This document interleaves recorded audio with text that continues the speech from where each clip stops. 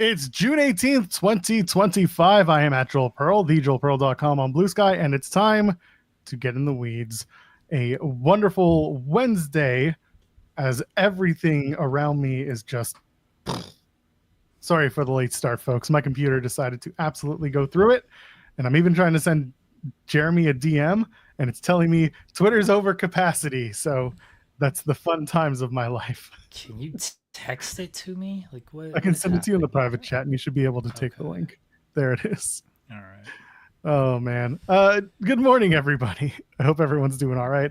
We got a lot to talk about. This morning has already become a whole slew of news and information, as it typically does, but a little busier today. You know, AEW goes south of the border, and suddenly the whole world loses its mind. Jeremy, how are you? I'm well. I'm going to listen to this file that you sent me. Super secret file, potentially. Potentially. I mean, it's if you know where to look, it's pretty easy to find. Someone asking how many hours I spent creating the new thumbnail. So I jokingly said on the internet, I said it took me a long time to put this together, so please watch today's show. Didn't take me a long time. Our thumbnails typically don't take me a ton of time unless I get real fancy with it. But originally it was the Blake Monroe, Jacy, Jayne kind of face off. And then the Fightful Select scoop dropped, scoop update, whatever you want to call it, around 11 o'clock as I was in bed about Britt Baker and her AEW status and stuff that was said by Debunking Coachman. So I was like, I feel like this is probably the lead because people are always asking, you know, where's Britt? What's going on with Britt? Is this stuff about Britt true? What's going on? And, you know, it's worth at least a modicum of conversation, given that we did report on whether or not the report is maybe accurate, but certainly the details that go with what was said. So that's why I went out and made you a great thumbnail that you'll never forget for the rest of your lives, forever and ever. Amen. Because that's what we do here. Great thumbnails. Yeah, I saw last night when I was like scheduling stuff that you had led with the Blake Monroe signing, and then I got up this morning and I saw that was no longer the title and everything. I was like, all right, sure. Britt Baker. The long and short of it is she's still got time left on her deal. Yeah, I wasn't even gonna acknowledge it. Like Jonathan Coachman. Okay. This has been Coachman the thing. Didn't have sources when he was in WWE. Why's he got sources now? Again, like the idea here is that Coach may have some people that he used to work with who are still there and they're saying things. But I think a lot of them are just saying things and not actually saying this is what's happening. I think some of them are saying, like, I wouldn't be surprised if, and for all we know, Coach is running with it. I'm not going to speak for, you know what, I shouldn't speak for what Coach is or isn't going to put out there on his own shows. That's for him to do. He's going to get his clicks and he's going to get his conversation pieces out the way that he's going to do it. And I'm going to do it the way that we do it. And that's by giving kind of the accurate and balanced view of what's really going on and what has been the reporting on either side of this. So while Coach can sit and say, you know, quote, all right, so just got this in real time. This was yesterday from his Behind the Turnbuckles podcast. Said, you guys know I've been breaking news left and right. When it's in context, I have yet to be wrong. So he's using the caveat, by the way, that when it's in context, he's not wrong. Therefore, when people, not important, you all can take that because you're a smart audience. You understand what he's trying to do here. And then he says, quote, so I found out that there's a female name out there that is this close to signing with WWE. And he guesses, and then his co-host, Tommy Carlucci, who I believe used to write for WWE at one point. I could be wrong, but I feel like he was a writer for a short amount of time in WWE. I may have heard interviews with him. Anyway, so he's the one who guessed, was it Britt Baker? And then Coachman says, ding, ding, ding, gone from AEW, close. My sources keep coming to your boy, he says. She's ready. She's so ready. She's got a built-in storyline. She's got buried because she pushed back. She spoke up of what's going on. And in wrestling, you can't do that. To which our reporting over on Fightful Select, Best 599 in the business, continues that Britt Baker is still under contract to AEW, has not left AEW, and signed a 5-year contract in late 2021, which would keep her under contract for well over another year, not including possible injury time added. So the reality is Britt Baker, unless somehow she is going to get out of her deal, which doesn't seem to be the case as of right now, nothing has been indicated that she has, She's still with AEW. Why she's not on TV, that's a whole other can of worms. That's something that at one point someone will ask, or she will divulge, or she will speak of on her own. But the plan as of right now is not exactly Britt Baker to WWE, including in our Fightful Select report. A WWE source reached out to Fightful to say that they checked and claimed Baker was always coming. Sorry, let me restart for the sake of our short. A WWE source reached out to Fightful, saying that they checked and claimed that Baker was always a welcome face when visiting the shows in years past, but they have not discussed her coming to WWE in recent years. There it is. Okay. That's it. That's really all that needs to be out there. The fact that she's still under contract, the fact that this she's is the same not going report anywhere. we put out. This is the same report we put out like 2 months ago when Chris Jericho's biggest fan, Kimmy Sokol, mentioned how much time was left on her contract. Nothing has changed. Why are we giving credence to golf analysis, Jonathan Coachman? Because sometimes golf analysts need to be put on blast to be told, no, you're wrong. And this isn't a context thing, Jonathan. This is a factual reporting of what's going on with a contract. Sometimes people need to be explained to as to why using your words matter and why some of your words can be absolutely taken and corrected. And that's what this is, a correction, which I doubt you will be giving at any time. All right. I'm going to get a lot of corrections today based on this morning. It's going to be a busy morning. Again, there's a lot going on. PW Insider did report that allegedly SmackDown is heading back to 2 hours on July 4th. Now, this is a conversation that has been ongoing for the last, 2 months? First, it was August 15th because now there's a new Tom Clancy show that's going to debut, and now it's July 4th. Who knows what it is? I think most people are just waiting for 2 hour SmackDowns to come back because that third hour, which, by the way, doesn't exist in this household, is a lot of time to be watching SmackDown. Normally when I drink, that's when Jeremy fills the air, but he's busy with something that I gave to him. Yeah, Jeremy's not paying attention to you. I listened to what you said. SmackDown's going back to 2 hours.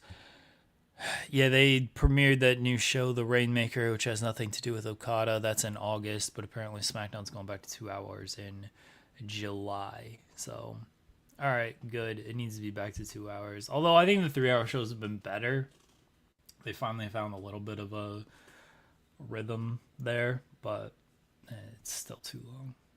While I have Jeremy for 2 seconds, go ahead and leave a thumbs up on the video. That's always what we want from y'all. Get it? Come on.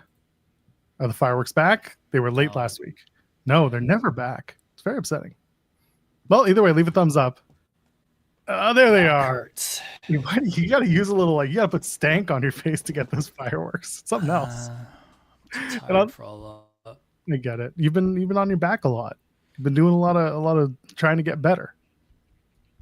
And on top of that, you can go ahead, join the channel, subscribe to it if you will, and you can donate a super chat. Any amount of question or statement read on the air, it drives our conversation because sometimes there's just too much going on. Well, we said her name, now she appears. Hi. No, we can't hear you. Your AirPods are dead. Oh, you got to fix your audio. Don't give me the finger for your own problems. You made that mistake. Well, and we never saw her again. It was nice to have a little drop in from not Kimmy Sokol. She returned about as long as Britt Baker did last time. That's right. It was perfect. She even did the nobody cares. Yeah. Why is my camera oddly colored? That's weird. It's just not the same. My camera's doing a weird washer to return. I do. The window washer's over on the other side of the building today. My kid keeps seeing the big long green rope and asking what's going on. Where'd that kid go? Where did that window washer go? You got to ask him about Ring of Honor. And I'm like, I'm not asking him about wrestling. That seems awful. I did bench Kimmy. Kimmy doesn't need to be anywhere but doing her thing. Did it work now? I think so. Yeah, sounds awful. So it must be yours. I don't like you. Yeah, Look, you guys mentioned my name, so. We didn't mention your name. You are not the person who is the subject of that initial conversation, you decided to make it a thing. Yeah, Jeremy said my name. Yeah. Nah, I don't listen to Jeremy. I was crediting her for the tweet that had Britt's contract. So, yeah. I am just angry. I was awoken yesterday by several messages about this, and I'm like, nothing's changed, people. Like, she's still in the company. We're all okay. We? Isn't it wonderful? Yeah, we. We? Are we in Mexico today? We. This woman says we. Like it's a damn family apparatus. What are you doing? Listen, it's a dynamic duo thing. People just don't understand sometimes. It's okay. What's the last time you saw her? WrestleCon? And I talked to her a month ago. Ooh. I mean, it was mostly just her saying nice things. She did say very nice things about me. You should have went up to her table and talked to her about me. She was telling people that I'm her PR rep, I'm her security guard, bodyguard, agent, the whole 9 yards. I saw how you handled people at WrestleCon. Not like all the other agents there. You being like, you want a photo? It's $20. You even had the voice too. I don't know where that voice came from, but you said that. I sound so much nicer. I'm like, hi guys, how can I help you? So an autograph is this much, and a picture is this much, and a combo is this, and then you could do this, and I do the nice high voice. Meanwhile, I so much as look at someone, a talent, and they're just like, "Do you want to meet them?" And I'm just like, "No, I'm looking to see who's there and who's not." I had to have Moose flag me over to talk to him because otherwise, whoever was standing by Moose wouldn't let me even look in his direction. So really, and I wasn't exactly looking to talk to Moose. Moose just flagged me over. It was just one of those moments. So listen, I love WrestleCon. I give them nothing but good vibes because I did have a fun time visiting. But there's definitely some times where it's like, y'all got to lay off. Just let people walk within 10 feet of the booth. I promise. We're not all trying to grift. Well, I just want to protect my talent. I want to make sure my talent's okay. I want to, They're fine. They're getting their photos. They're getting their opportunities. They're getting their meet and greets. They're signing. They're saying hi. They're doing all the good stuff. That's why I couldn't go over there. Not because of you. I don't worry about you. Just everyone else is just like, you even so much as sneeze in their general direction and it's $20. Well, okay, so there is one. I won't name what talent this is, but there is one talent that will charge you if you want to talk to them. It's like $20 to go up to their table and just say hi or talk to them, and it is the funniest thing of all time. I'm gonna type who it is in our private chat because I think it makes sense. Not gonna lie. Now that you said that, I have an idea of who it is. Yeah, it's exactly who it is. It's so funny though. I'm just like, what are you doing, bro? It's none of the people that y'all are gonna guess. That's the best part. But it's definitely not MJF because I was just with him in Arizona and we were making fun of everybody on that line. Yeah, Max is more than happy to interact in any way because he always has something to say. But if you want this person to use their brain to think of an idea, then you got to pay for that. Yes, of course. It's a money-making business, Joel. I never said that we're all perfect. I know. And again, this is I'm not ripping your, that's why I keep saying, I'm not ripping your WrestleCon. I'm literally going by my limited experience of attending and going to cons and also dealing with a giant room like that. That was something that I was expecting, but I wasn't expecting the level of enforcement when it came to agents / people working the con with talent being so hard-nosed. And I get it. I'm not saying it's a bad thing. Make your money. But there is a level of some of these where it's I got to be able to look at your face without being jumped in front of. So I'll be nice for this weekend, I promise. You can do whatever you like. It's your job. I'm not doing your job. I prefer you do things to the point where people appreciate the work that you do to the level that you do it. Well, remember when I was on the show on last week, I think it was last week we were on the show, I had the person who ran the con I was at 2 weeks ago text me this whole paragraph talking about my professionalism. That was Monday. That. Yeah, and I was like, I was not professional. But okay. What is professionalism truly? What is professionalism in wrestling? What does that include? Doesn't exist. Nope. That's how you start rumors about where people are going to go with their contracts that are already signed. Yeah. Why do we give this man any attention? Like, Jeremy asked that, and I get it. And the reason why I do it today is to just you set his teeth on edge and you tell him he is wrong. he is wrong. I said it when I got sent the clip. I said it when I got messages about said clip. Like, bro, when I tell you, no. Just no. She's vibing. I enjoyed the people, though, when she tweeted her picture of the beach. And everyone's like, oh my god, she's in Florida. That means she's going to go on NXT. Guys, she lives there. Really hate to break to you guys. She lives in Florida. She was literally on her lunch break. She had just done a root canal. Just wanted the fresh air. Literally just touching grass, and y'all are doing the opposite here. Technically, she was touching sand because it was a beach. She was touching sand, not grass. We got to be really specific. That's true, or else people will start wondering if she's going to the NWA instead. Those white sandy beaches. But didn't they just get their Roku deal? Sure, that'll make them a credible number 2. I have a Roku TV. Maybe I can watch NWA now. Well, you won't until next week. I think it's the end of the month, 27th or 28th, until it starts airing. Yeah, there you go. People in the chat are already starting their own rumors because that's just what happens when this. All you need is a fan base, and then you can just wildly speculate on anything you want. Yeah, none of that's good. Yeah, Britt's flying over New York, so that means she's signing with WWE. Yep, 100%. She should take a photo of herself in Mexico, but not show up at the show, and then everyone could think she's actually at a AAA event, and that's her signing with WWE. I think the thing I liked about Sean's report too is like there's still injury time that may or may not be added, right? Yeah, so as of right now, that's in the report as well. 2026 without that injury time, and she was out for 10 months, guys. Yeah, but nobody cares. Remember? Nobody cares. Nobody cares. I care. Serena D probably cares. That's the last shot of Britt Baker. Is nobody cares.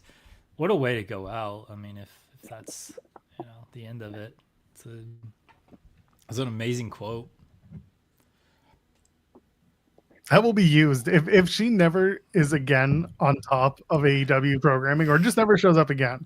That's the segment. That is the 15 seconds that people are going to use Britt Baker's final AEW words. And it's just nobody cares. Nobody cares. Yeah. It's going to break my heart. I'm going to be like, remember when she was like champion and carrying this division? She was the first female signee, guys. Remember? She should definitely come back with Chris Jericho. No. Why wouldn't number one Chris Jericho fan Kimmy Sokol be a fan of that? Well, they had that match. Remember, they had that mixed tag, and it was Britt and Adam versus Jericho and Saraya on that Dynamite, and Britt and Adam won. Yeah, that doesn't was have to super stay memorable. that way. Yeah, we all remember that. Yeah, and really, what's standing from that pillar of virtue known as that tag match? Who could forget that match? That should have been the match of Double or Nothing instead of Adam versus Chris, because that match was really bad. I mean, that match was at least like the mixed tag was like fine. Yeah, that Jericho and Cole match wasn't good at all. Yeah. And I was there live. I was like, Adam, what are you doing? Is Adam Cole better as a babyface or a heel? I keep going back. A heel. Is he though? Because when they did it with the injury, it didn't go over so well. That wasn't his fault though. Like, he was injured. It's tough to do a good heel act when you're injured, and if you don't already have like good heel cachet with the company, because he wasn't a heel at all by then. He was all babyface from that point on, right? Oh, I guess he came in as a heel with the elite stuff, but yeah, I don't feel like that lasted all that long. And then he was just a babyface. He wasn't a good heel in AEW. And it was like that heel in NXT though. Like, we can agree he was a tremendous heel in NXT. Yeah, he was a good heel in Honor. NXT. And Ring of Honor.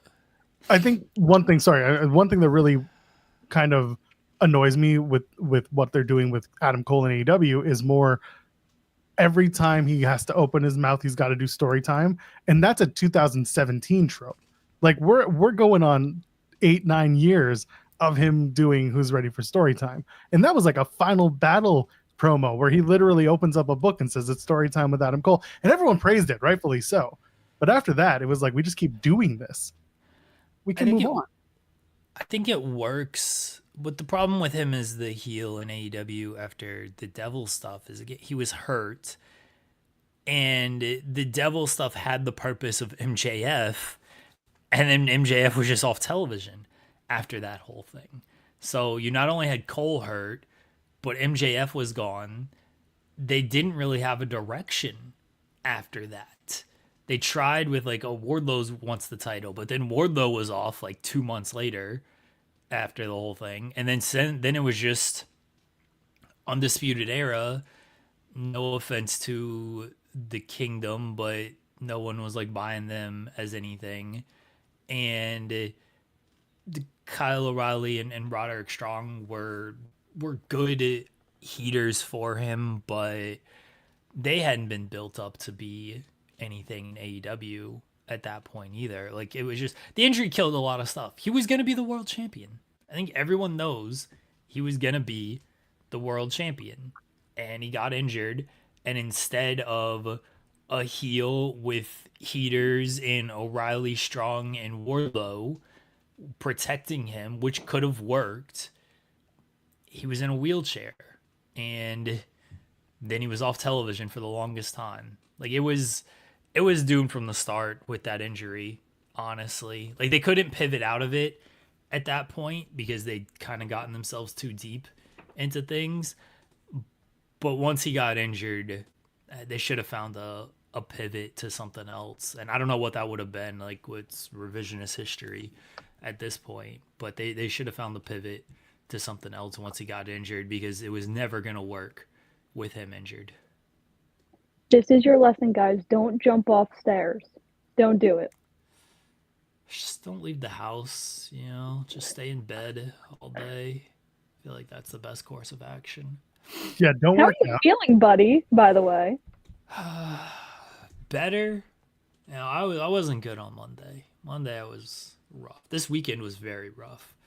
Very rough weekend. You accused me of crying on Friday's show, which was not the truth at all. Clearly, I was in early symptoms of COVID, so you should honestly be apologizing for accusing me of crying about basketball when I was in pre-COVID condition on top of basketball misery. You're best friends with a doctor. I don't know. Figure it out, Kimmy.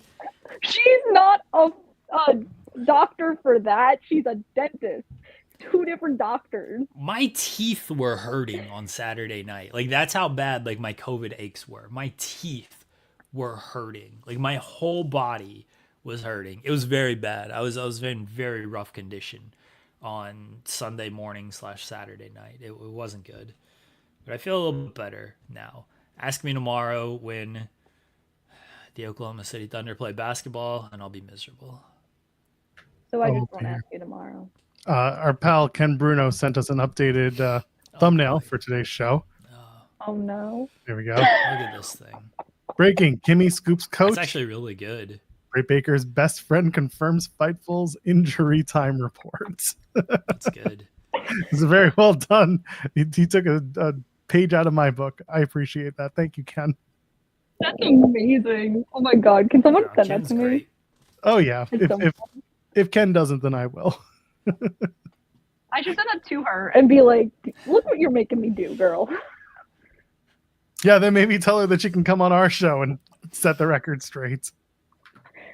As if I'm not the next best thing. Hello. Yeah, next best still ain't the source. So how about you just tell her, come on our show. We'll set the record straight with you. We'll let you talk. We'll ask non-hard questions. No, you won't. Yeah, you're right. We'll ask all the hard questions. Jeremy and I will put out a whole Google Doc. That's true. We'll mostly just talk about like sports and dentistry.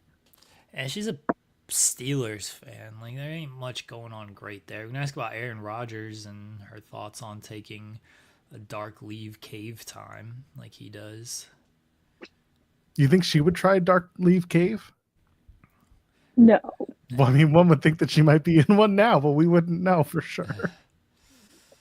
This is why she needs to come on the show and set the record straight. People need to know where this woman has been hiding. Is it in a cave? Is it in her apartment? Is she at work? Is she in Mexico? Not right now. Is she in France? Probably not yesterday. Where is she? That was my favorite text from you yesterday, where you're like, you think she's in France? I go, no. And Joel's like, send her this link from Google Flights. She can fly there in time. Why not? All you need to do is find a flight and you can get there, and you can get anywhere. If money is no obstacle, you can be anywhere you want to be. Our own Jimmy Van went to game 4 in Edmonton? Just hopped his happy ass on a flight to Edmonton and went to a Stanley Cup final game because why not? Shout out to him. I felt bad for Jimmy. I really did. Like, I know he's a big Oilers fan. Not only like having to watch your team lose in the final twice, I couldn't imagine. I'm threatening to you know, go away if my team loses once. If we lost back to back, I wouldn't be here. I 100% wouldn't be here. But he went to a game like that. I couldn't do it. I legitimately couldn't do it. Like when the Thunder were in town just to play the Cavs in a regular season game, the wife was like, "Hey, do you want to go to the game? Like, you know, Cleveland's not too far away. Have a good time." I was like, "No." Because, like, what if we lose? I'm going to go to this game and we're going to lose. And then I'm just going to be surrounded by, like, at least he's amongst, like, fellow Oiler fans. So it's not, like, terrible. But I'm going to be surrounded by, like, a bunch of Cleveland fans and in my Thunder jersey. And they're just going to be like, there's no real rivalry here. And it's a regular season. It's whatever. But, like, I don't want to spend time and money to go to a game to watch, like, them lose. And to watch them lose in back-to-back, to go all the way to Edmonton for game 4 and watch them lose like that sucks. Like, it wasn't game 5. It was game 5. It was game 5 because game 5 was in Edmonton. Yeah, game 5 that was a tough loss. They tied it up, right? Yeah. They have home ice because game 6 was last night in Florida. So yeah, like it's a 2-2 series. Like winning game 5 is almost the series. I won't say it is the series because then I'd project too much confidence on my own team. But yeah, losing that game 5, that sucks, man. I do. Yeah, I feel bad for Jimmy. Like, I can't imagine watching my team lose 1 to lose 2. He'll be fine. If he shows up to work today, he'll be fine. Well, he doesn't show up most weeks, so you know. So how fine can he truly be? You know what I mean? Like, he doesn't. He's off most weeks, I feel like. Lucky bastard. Aren't you having so much fun here, though, Joel? I mean, it's hot outside and it's going to rain at noon, so here I am stuck indoors with this motley crew. Talking about wrestling. Oh my God. Yo, it's going to be like 100 degrees next week in New York. I don't know why. Well, I won't be there, so it won't matter. I was just saying for my own personal health. What's going on in New York next week? Yeah. I'm working a show in Buffalo with Trish Stratus and Lita and Nickel City Con, so I get to see Ella. I was going to ask if Ella would be there. Not all of that's bad. Well, I've only been to Buffalo once, but I don't know what else we're doing up there. But I fly in on Friday night. There is not much to do. Get some wings. Yes. That is my plan when I land Friday night. Brother, it's going to feel like 41 degrees Celsius on Tuesday. You need to do that conversion for me. 43 on Monday. What is... Oh, my God. That's 110. Oh, my God. It's going to feel like 110 and sunny on Monday. Jesus. And it's not even July. I was speaking to my mom yesterday, and she was like, how is it there? And I told her what the temperature was. Like, oh, I thought you said it was 40 something. And I was like, no. That starts in July. And then I realized, no, it actually starts at the end of June because the world is on fire. That sucks. Damn. It's going to be a hot summer, children. Make sure to hydrate. Wear your sunscreen. Tell my kid every day, if you think you've drank enough, drink more. Keep drinking your water. And he's like, I drink a lot. I'm like, no, you don't drink enough. If you think you had enough, you have some more. That's the plan. He will. He'll get it. Kimmy, what else are you doing this weekend? I'm going to Westchester, and I'm repping the mom from Bluey. That's right. You're going to enjoy that. I hope so. I don't have any information whatsoever about this show, and I'm supposed to leave on Friday. Can you tell the mom that Blue is a little asshole and to, get that shit together? No. All right, just asking. I have to make a good impression on these people. I'm not going to say, hey, so the child actor and the, child in your TV show. Yeah. No. He's an asshole. I've never seen an episode of Bluey. Well, I'm giving you information right now, and I'm trying to prepare you for who you're going to be dealing with. The mom's fine. Yeah, everybody loves the mom. Well, that's good. But the child's a little dick. But isn't that mostly in like kid shows? Like the kid is like Caillou, right? Like Caillou was an asshole. Yeah, but Caillou was also a cancer patient who overcame so much to get his way. That was a rumor. That wasn't true. Then name me bald children that you know who aren't shaving their heads. Wasn't Little Bill also bald though? I don't want it. I want real live children. Oh, you don't want cartoons. I want real live 4-year-olds who are bald. I don't have an answer. They just wanted to normalize it. Bunch of dicks. Yeah, Bluey's cousin's the real jerk. That's true. There's a cousin? Oh, you need to get up on the Bluey extended universe. Yeah, how are you gonna go represent the Bluey? Bluey's a great sister. Her and Bingo get along great. What's wrong with you? If anything, it's the dad that's the problem. He's well-meaning, but man, he's ignorant. He just wants to go play footy with his mates, and he can't even do that right. Oh my god, these accents. You do them right or you do them terribly, Jeremy. Well, isn't this show based in Australia? My boss told me this. It is an Australian show, yes. Okay. So how did it make its way up here? It was very popular. Yeah, America just steals everything. What do you mean? How does it make it way up here? We see I was something just popular curious. and we're like, yeah, we want that. That's how everything. Wasn't that what works. happened with that's how we got The Office, right? Because wasn't it originally like a UK show, and then we were like, It was a UK flop of a show, and then it Yeah. went to the US, and they found some life with it. that's such a good show. I will not stand any Office slander. I'm not saying it was bad. I'm just saying like the UK one just wasn't good, and that's why it didn't do successfully in the UK.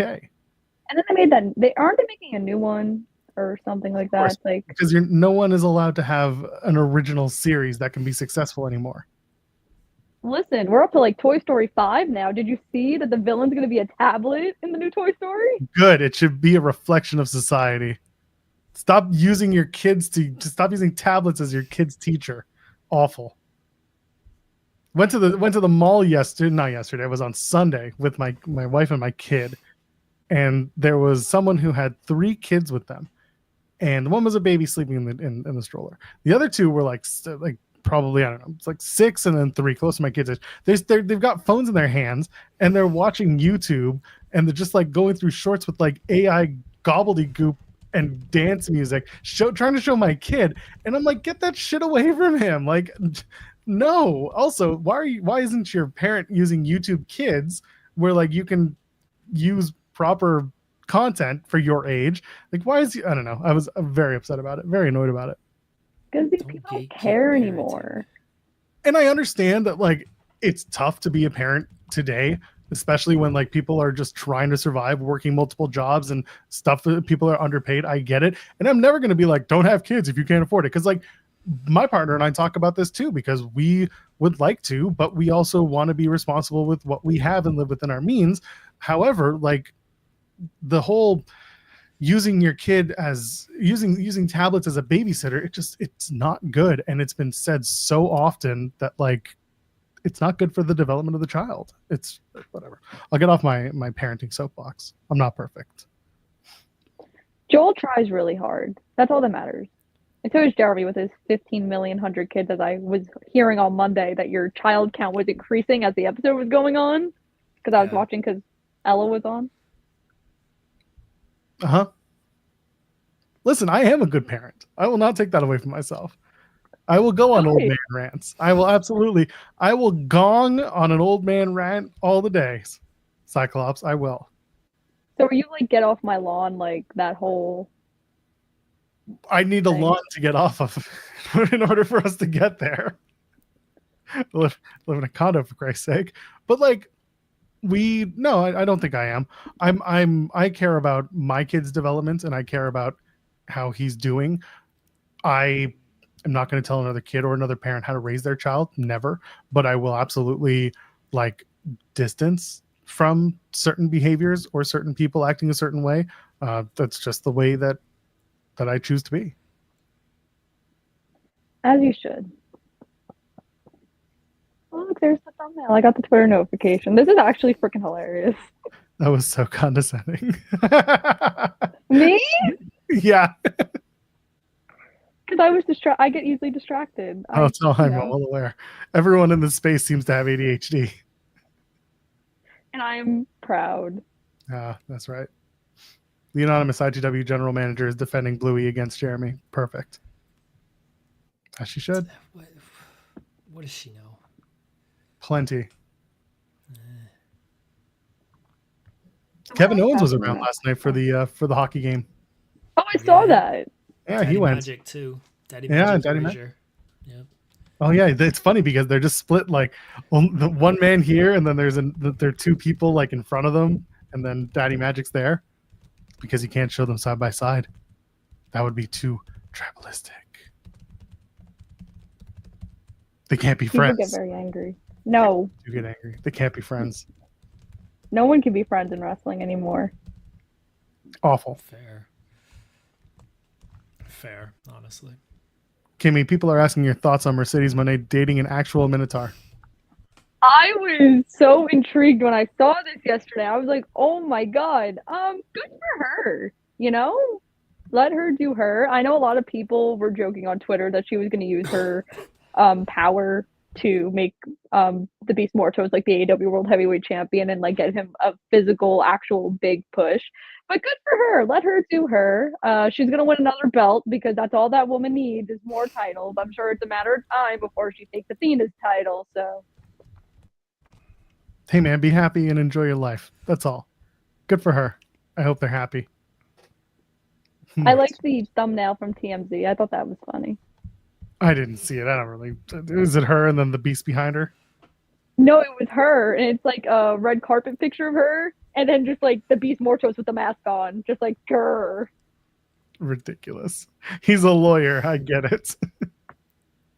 Wait, in that article, they were talking about how he had so many other jobs. Like he was a vet at one point, and I was like, oh my god, like what else has this dude done? It was actually really interesting.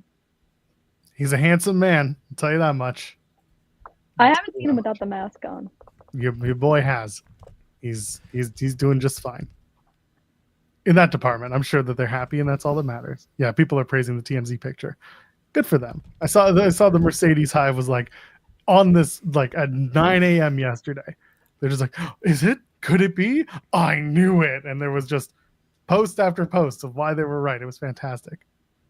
Well, I mean, I had no freaking clue. Okay, sure. It kills the Swerve Mercedes rumors that were bouncing around for a while. I'm done with the rumor. They confirmed it. It's news. That's all I wanted. let them be loving and let them enjoy.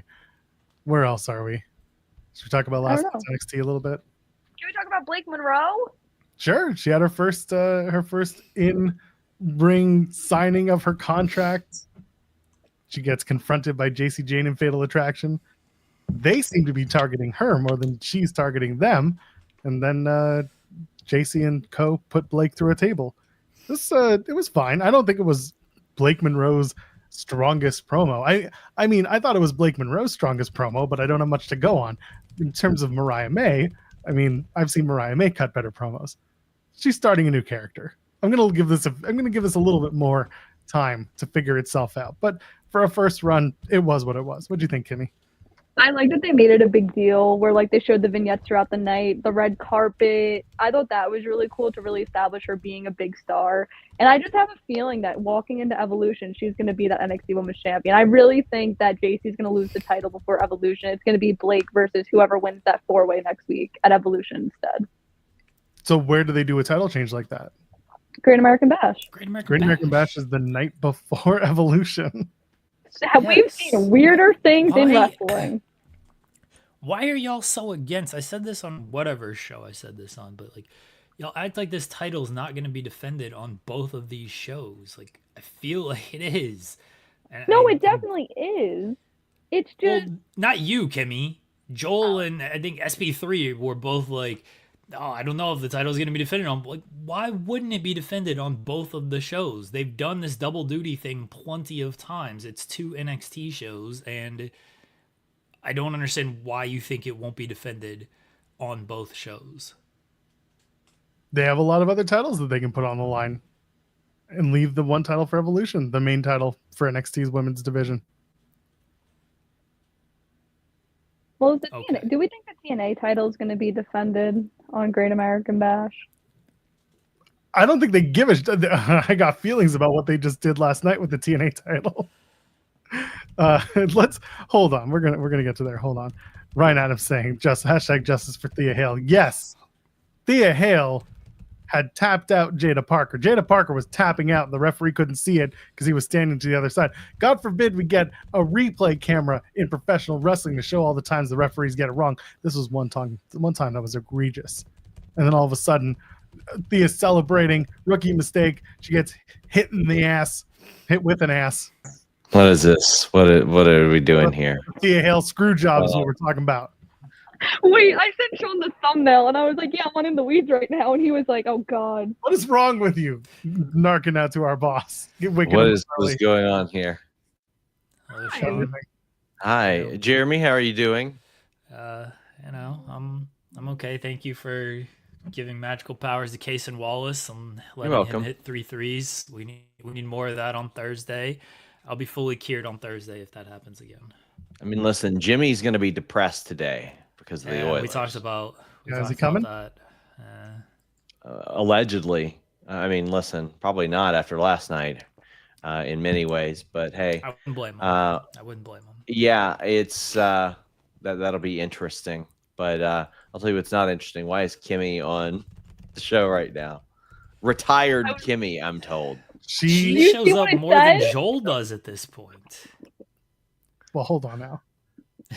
I mean, I've shown up, what, twice in 2 weeks? Yeah. So have I, you dick. Don't I get brought you defensive, on. Joel. Don't get defensive. Listen, Have you were Joe- talking about Britt. Doy. Joel, I have Joe Hendry today. What should I ask him? Is it time for concert or is it time for serious title defenses? Ask him how he feels about the guy who pinned Trick giving up his world title shot to his tag team partner for a change. I want to know his feelings about how the TNA title just got treated last night on NXT. Interesting. And also, if the entire locker room was giving him shit about losing the TNA title, why did Frankie Kazarian get chosen to be his opponent at the last show? Everyone else thought he was doing shit. Joe Hendry's been doing a lot of media. I listened to him on Battleground yesterday, and apparently he's done like 5 other interviews since then. I'm really interested. I'm going to poll our audience and see what they would like. Anyway, goodbye. Wait, ask him his favorite Mark Madden moment. It's actually a really good question. I hope he has one. Boy, so do I. I feel like he doesn't have one though. When Mark Madden took his shirt off at the announce disc and had to call Nitro all shirtless. What a moment in Nitro history. There is a time for concerts. Sorry, I'm just never gonna. Never gonna live that. Just hung up on this thing. He's not even a champion anymore. Let that man live. Absolutely not. Yeah, he watched WCW 2000. Volib knows. As he should. WCW 2000 ruled. It was the time. That's true. I wasn't born. So Hip Attack and Thea Hale loses the match, gets screwed out of the victory.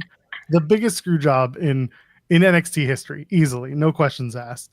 What do we do now? How does Thea Hale get her way back in? Because this is something that we need to address. This is something that Ava needs to look at and quickly correct.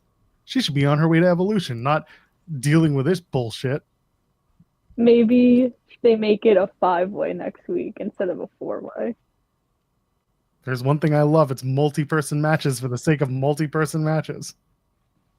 What's better than 4? 5. Yeah. Well, we had a 6th while we're at it. What's Lola Vice up to? She lost. Yeah, you damn right. I got called out because for the first time I really listened to the show last night in a long time, and her whole "I'm a Latina" and then she does her hip attack in the corner. It's like, again, what are we doing here? I'm a Latina. Where are we? What are we doing? Who's gonna win the 4-way next week? Who's gonna face the women's champion at Evolution? It's probably going to be Jordan. I would prefer it to be Lash Legend. I think it might be Jada Parker. I think they really like Jada Parker. I think they really want to give her a chance to shine. They know what they've got with Jordan. I think they maybe want to give Jada something. Jeremy? I'm reading up on this Hogan stuff. Sorry. No problem. We'll touch on that once you've cleared that bar. People are saying Jordan Grace versus Blake Monroe at Evolution. I see the idea. I do. I think it's going to be Jada Parker and Jacy Jayne because there are other matches that are main roster that they're going to want to put out there that are possibly bigger. Not possibly, that are bigger. Well, did you see the report that apparently with Liv's injury, they had to reconstruct a majority of the card for Evolution? Again, I will believe it when there's some sort of timeline for Liv. Because I understand the show is a month away. I get that. But we don't know how severe this injury to Liv is or was. So, I felt so bad. I did too. I thought it was awful. I also was in the camp for a few minutes that I was like, they're showing this a lot. They're showing the replay a lot. And there was just a little like, this could be a story. And then, of course, it turns out it's not. And obviously we want Liv to be, dealing with the least amount of time off possible. She can still very much be a part of stories. It just sucks if she's not going to be available for the next little while and be able to get physical, then that sucks. Once we know, that will be the telltale of where the stories might be going from now to Evolution and then through to SummerSlam, even Night of Champions. I can believe that Night of Champions, the plan looked like it was going to be Liv and Io. They'll probably change that. So what that becomes really depends on how the semifinals go next week. So if Roxanne doesn't win, I could see them running Roxanne versus Io for the title at Night of Champions. Be so happy if that happened. Me and Roxanne, same age, by the way. I know people like on the show when I say I was born in 2001. It just sucks if she's out for SummerSlam because that's obviously in Jersey. It's where she's from. It's one of the first stadium Jersey shows where she would be a top contender and a top person in the company. And for her to potentially miss that, and since SummerSlam's too nice this year, like that could have potentially been like, I'm just saying things, but like potentially a night one main event. in your hometown would have been such an amazing moment. So I'm really hoping that she could still compete at SummerSlam in Jersey. I mean, if she's unavailable to physically engage at SummerSlam, she'll be there. They'll probably put her in scenes with Cardi B because she has, done media where she's called out Cardi B and Megan Thee Stallion, and like she's wanted to be involved in that world for years now. So like I don't see a reason why you wouldn't at least have them interact on screen and like have a little something. But again, I hope that's not the case and that she's good to go and she gets to actually perform as she wants to. But again, until we know, there's not much to say other than the Night of Champions card. I see that changing as a result of her injury. What comes afterwards is dependent on how long she's out of action. So if they do Roxanne versus Io, do you think Jade potentially wins the entire tournament? I could see Asuka winning because it is your champion gets the match at SummerSlam. So I could see Asuka and Io being a big match that they haven't really done before. I think Asuka and Io have only had one televised match in WWE. So that's a well they haven't gone to. They haven't had a women's world title match or any world title match for that matter. So that could be fun. That's something to build to. And you've got, at that point, the bulk of July to do it. And that could be a lot of fun. Damage Control's no more. You have the history of working together. You have the history of their time in Japan. You got enough weeks to tell it. And I think that fans will get behind it. So Asuka and Io is a different kind of story. Jade is Jade, and I understand why people would be behind Jade and Tiffany with Naomi in the background with Money in the Bank. But then you got the men's side of things, and we talked about it on Monday. If Sammy wins, then Seth is in the background with the Money in the Bank. If any four of that combination win, you got Seth in the background going for any world championship. So we'll see. I think Seth is going to cash in at Saturday Night Main Event with however that goes. He's going to cash in on Goldberg? Yep. Goldberg beats Gunther. Oh, imagine if Goldberg beats Gunther. And then Breaking Seth news, by the cashes way. in. Breaking news. I am scheduled to do this Saturday night's main event post-show here on Fightful. So for anyone who will be all wrestled out by 10 p.m. Eastern, you'll get my ass talking about Saturday night's main event. Why are people making this if you watch Gunther and Goldberg over Moxley and Hangman, you're a fake wrestling man? One show's going to be over. What do you mean, who's doing that?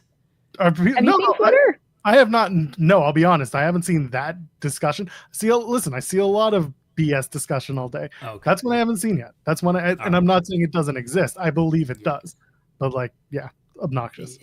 People are doing that. Just like people do a lot of things online. I just want to know why they're doing it when like one show is going to be over by the time the other show. You guys realize All In starts at 3, right? Like there are people who don't, by the way, who don't know. Maybe they don't realize that. But that show's going to be over before Saturday night's main event starts, unless it goes 48 hours like I said it should. That's impossible, sir. You shouldn't be doing you should watch this show and show that. Watch whatever you want to watch. I don't care. But the real comparison is Great American Bash. Like, that's the show that it's going up against, not Saturday night's main event. You can watch All In and Saturday night's main event without having to choose one or the other. You can watch them both without having to focus on one or the other. They're on at separate times. Don't be obtuse. And also, you're in a world. What was that? Be cute. Be obtuse. Don't be obtuse. Nice. Triangle references, Joel. Never heard of them. More of an oval type. The jar is round. But anyway, you see, Kimmy, Seinfeld was a television program that I know. I watched Seinfeld. I know. You like to tell people about your age and all that stuff. So, we got to make sure that you know what Seinfeld is. My dad watches it every night on Comedy Central while we're eating dinner. Why are you eating? It's on Comedy Central? Yeah. Just why she's eating dinner? What? Why are you eating Why dinner? are you eating dinner? Why are y'all eating dinner in front of the television? What is wrong with you people? Oh, we haven't sat at a table together eating dinner in my household in God knows how long. We kind of all eat in separate rooms too. It's like a whole thing. It's very bad. Seems bad. It is bad. I think it's time for y'all to get together as a family, eat in the same room, and get at it. Just enjoy each other's company. Well, I mean, it's my mom's last day of school, so she's going to be home for 2 months. So we all get to be in the same house. And everyone can eat dinner together happily. That's what you do. Maybe. What were we talking about before Seinfeld? Oh, that people were set that Oh, people are dumb. tribalistic wrestling fans were like, oh, if you watch Saturday Night Main Event over All In, that you're not a real wrestling fan. But like Jeremy said, like it's going to be over. All In starts at what, 30 Yeah. Eastern? Yeah. What's even funnier about all this is the reporting that came out in the last 2 days about streaming now being the dominant way people consume media. And here's the thing about streaming. You can watch it anytime. There are no restrictions as to when you start or finish something. You can stop something in the middle and come right back to it. You can flip behind. You can go wait until later. The best part is people complaining about all this ridiculous, you got to watch everything in one day. No, you don't. I don't have to. Because you want to chime in on every single post show? That doesn't mean anything. Just watch the shows when you get a chance. Just leave it. Just leave Like it. I still didn't watch Money in the Bank yet because I was traveling for work. Wow. I can watch Fake it. fan. I was working very hard, Jeremy. I was in charge of 6 different people, 1 individual. That's a lot of work for me. You're in charge of 6 people. Wow. Okay. I'm in charge of 24 every day. You don't hear me complaining. You know? Because you do that every day. I do not. It was a new challenge for me, and I was really nervous, and I did really well. Nothing bad happened. Oh, son of a bitch. What? TNA just announced that they're going to be doing a live stream they're going to do a live Impact on Friday for night 1 of their TV tapings. Yeah, it's not like a live Impact. It's like if you're on like the TNA Plus free tier, you can watch like the live stream. It's a weird thing. That's a TV taping though. Yes, I know, but like they're still gonna air it like the following week or whatever. So basically, I can spend my Friday watching the entirety of this show and then ignore 2 weeks of taping of TV. I will. Basically. I wonder if they're going to show any of the backstage stuff, because normally at the tapings they do not. Right. So if they're just showing you match after match after match, first of all, that's going to be confusing as hell. Second of all, sure, people saying this was yesterday. I understand it was yesterday. Yeah, it was yesterday. It was yesterday. I understand that, but come on. You're acting like you're heartbroken over this 24 hours later. You should keep. I am heartbroken 24 hours later. Mostly because I just don't care about when a wrestling show starts. Most people should probably just watch it when they feel like it. You seem like you do care because you're upset about this. I'll probably watch the TNA stream because SmackDown doesn't really exist in my house anymore. Okay. Are there any pay-per-views this weekend? No. There you go. I'll watch SmackDown on the weekend. I think so. I think it's a pretty dry weekend, which is perfect. Nice. We can spend all of Monday talking about TNA and SmackDown. Your dream, Joel. Not at all. But you see, the NWA announced they have a deal with the Roku channel. And eventually you'll see it. Anyway, all this to say, I'll be hosting the Saturday Night's Main Event post-show. Because at that point, Sean will be so tired. I don't know. I didn't ask. Oh, okay. I assume Alex and Kate are doing their own thing. No. I assume Sean is going to be doing his own thing by that evening. I hope it's just you. I hope it's just me. Saturday Night's Main Event. I'll do it. That's hilarious if it's just you. Wouldn't be the first time. I've done a solo show before. TNA Homecoming 2021. That show's going to be like 5 minutes long. I did an hour before. That's when you actually liked wrestling, though. Yeah, that's true. This time I would just not. Yeah. Yeah, match is fine. Here's where the story goes now.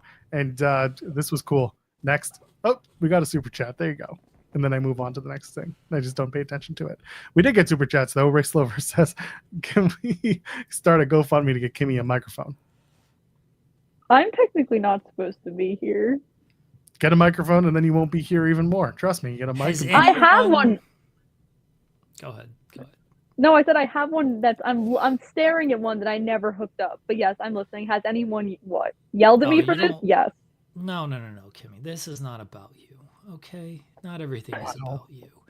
Wow. When you ask me to finish these things, you most of the times don't want the answer, and this is probably one of those cases. So the GFM stands for apparently GoFundMe, right? Is there a website called a Go Fuck Me, and like you can donate for people to like fuck you? Is that a thing? Can we make this a thing? You know what I mean? No, I'm looking and there's nothing here. There's no website called Go Fuck Me. No, but there are people who have made videos about the idea. Yeah, I'm sure. I feel like this is a winning idea here. I think we can make this happen. So, Ashley Madison, yeah, that's definitely a website. Does that still exist? I don't know, Joel.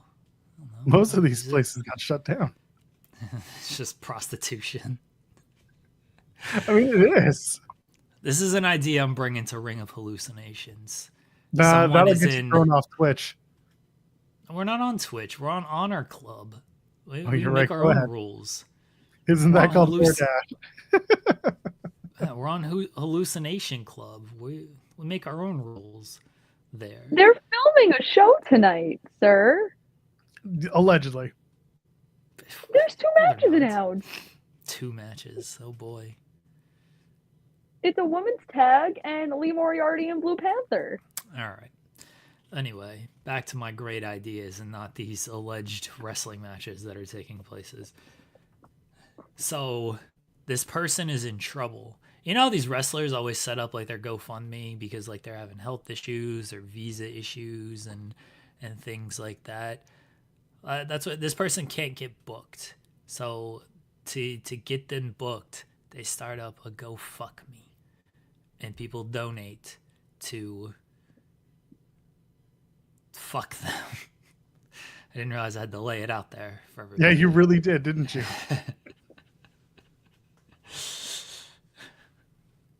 This is your grand idea. I got a lot of grand ideas. I got a lot. We don't fight for titles in Ring of Hallucinations. We only fight for drugs. That's it. When Ring of Honor asked, like, what do you want to see more of an Honor Club? I said, I want the pencil. You know? Did you actually write that? Yeah. Maybe they'll listen to me for once. I'm bringing some real wrestling to these shows. Okay? Can we go over Real Jeremy's wrestling. idea? Jeremy's idea is that Big Boom AJ is the Ring of Honor World Heavyweight Champion. As it should be. Hell yeah. Big Boom's going to be on all the shows with the title? Who's the champion now? Bandito? What has he done? He had a match last night that some people It was watched. a really good match. Yeah, I heard it was a really great good match. Honestly. Yeah. Why wasn't it on Honor Club? That's asking a lot for Honor Club. I'm saying Bandito, he ain't going on CNN and NBC News with the title promoting it, you know? He ain't making the local Costco rounds with the title to promote it. He's just wrestling. To be fair, when he was on the Scrum, he had the wrong title with him. He had the Ring of Honor tag title with him. He didn't have the right title. He was Big pulling Boom? a page out of Ring of Hallucinations. Big Boom got the Rizzler rub as well. Imagine the Rizzler holding the title as well. How many like impressions and viewership numbers that would get for us? You know what? Even more than that, the Rizzler should win the Ring of Hallucination tag team titles with Elmo. With Elmo? Oh yeah, the Tickle Me Riz. Yeah, the greatest tag team of all time. Y'all see this? Ring of No. Wrestler. It's over. It's over for you, hoes. I was watching the South Park Black Friday trilogy where they make fun of Game of Thrones. That's the funniest shit. I've seen it before, but like I rewatched it. They have the Don't Touch Me Elmo as the new hot toy, and Elmo tries to like. It's very inappropriate, but yeah, that's the hot toy of Elmo tries to touch you inappropriately and is it's not good. But them making fun of Game of Thrones is so funny. You ever seen Game of Thrones, Kimmy? I've seen parts of it. It sucks. It came out It's- before she was born. It's No, it honestly, didn't. it's legitimately one of the worst shows ever. It's awful. Isn't it like all the episodes are like really long and it's like a million seasons and shit? There's like 18. The final season's really good because George R. R. Martin still never finished the books, so they had to like make up the final season on the fly, and they just like the show is so slow. It's a slow moving show with 3 million characters that all look the same, and you can't keep track of any of them. And then in the final season, they finally realized that, oh, we actually got to like do something because we're done. Like this is the final season. So they have to they pack everything into this final season because they can no longer go they can no longer stretch it out. So the final season actually rules because it's just a bunch of shit happening after 7 seasons of nothing happening. The dragons. Let's have the dragons never come. The South Park thing is so funny. They talk about the wieners and the theme song wiener, wiener, wiener, wiener, wiener, wiener, wiener. Oh, it's so good. The South Park spoof is hilarious on this. Nah, Game of Thrones isn't good, man. Well, it's not I good. understand why people like it. I truly do. Like I can praise that like the acting's very good and the story's good. Like it's not for me. There's too many characters for me to keep track of, and they all look the same. I don't feel like anything happens in the episodes. There's just too much going on. Yeah, it's I don't like it. Going back to your go fuck me idea. Yeah. I've decided, because we were talking about GoFundMe, where this originated. I think I know the gimmick that Chris Jericho needs when he comes back. Oh no. Jericho I can't say it. Chris Jericho the Benevolent, in which Chris Jericho shows up every time a wrestler gets injured or feigns injury. He shows up with a stack of $5,000 and he throws it down and says, "Get well soon, kid," and he walks off screen. That's it. Never takes a bump, never says a word, just walks on by, boop, $5,000, walks off screen. Chris Jericho the Benevolent. He's in a contract year, guys. We're all in a contract year. How long do we want a contract talking about wrestling?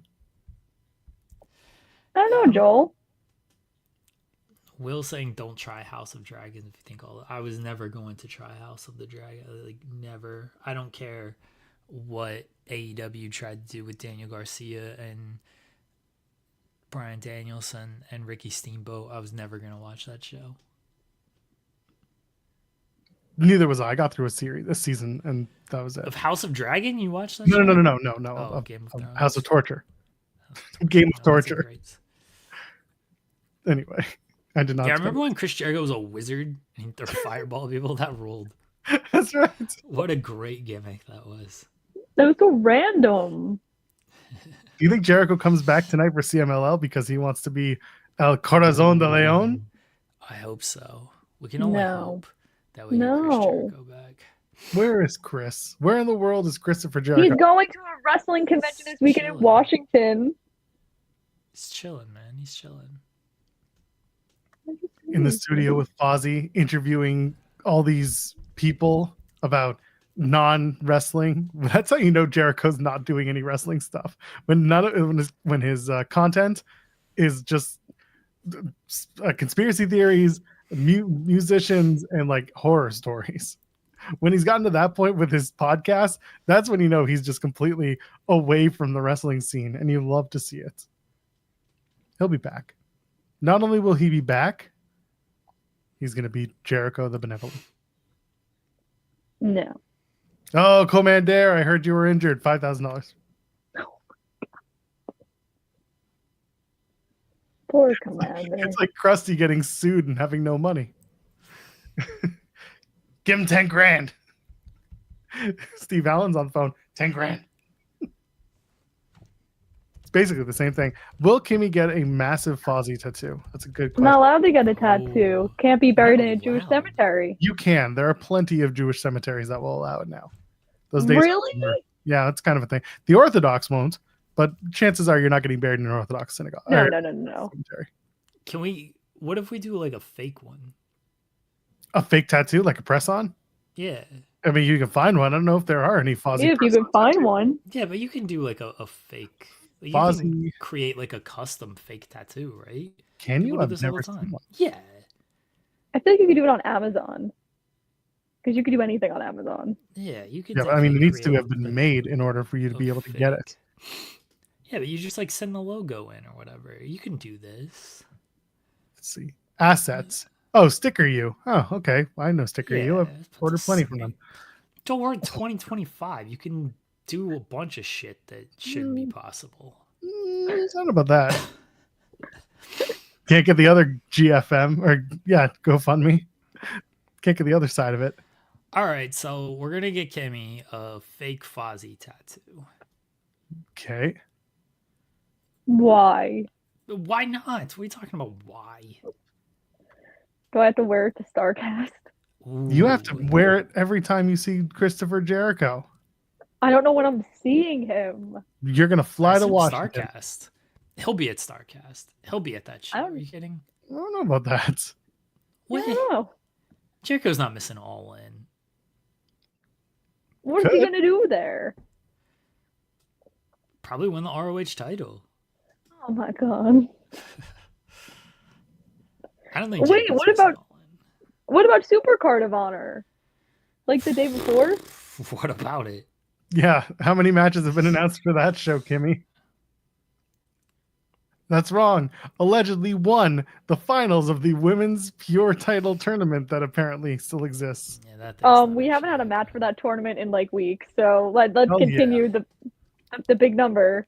The Deonna Purrazzo tour continues. I love Deonna. She should have been given that title to start. I agree. Fozzy tattoos for the first Ring of Hallucination show. First one to get the Fozzy tattoo wins. That's a good match. Just a tattoo match. You gotta prove your loyalty to Fozzy by getting the Fozzy tattoo. I like that. We found the 7 best prison tattoo artists in the country, and we brought them out for Ink one. Master. I used to watch the hell out of some Ink Master. That was a good show. This is much worse. Tattoo gonna pull. Yeah, prison tattoo artists. Gotta be prison tattoos. Yeah. He knows how to get a tattoo done with battery acid and ink.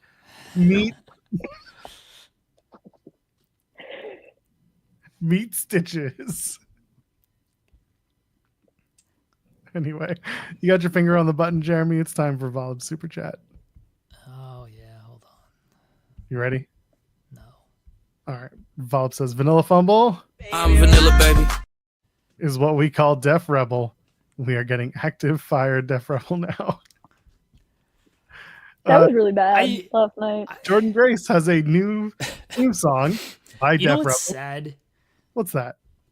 is I didn't even notice Jordan Grace had a new theme song. She came out and I was like, oh, okay, sure.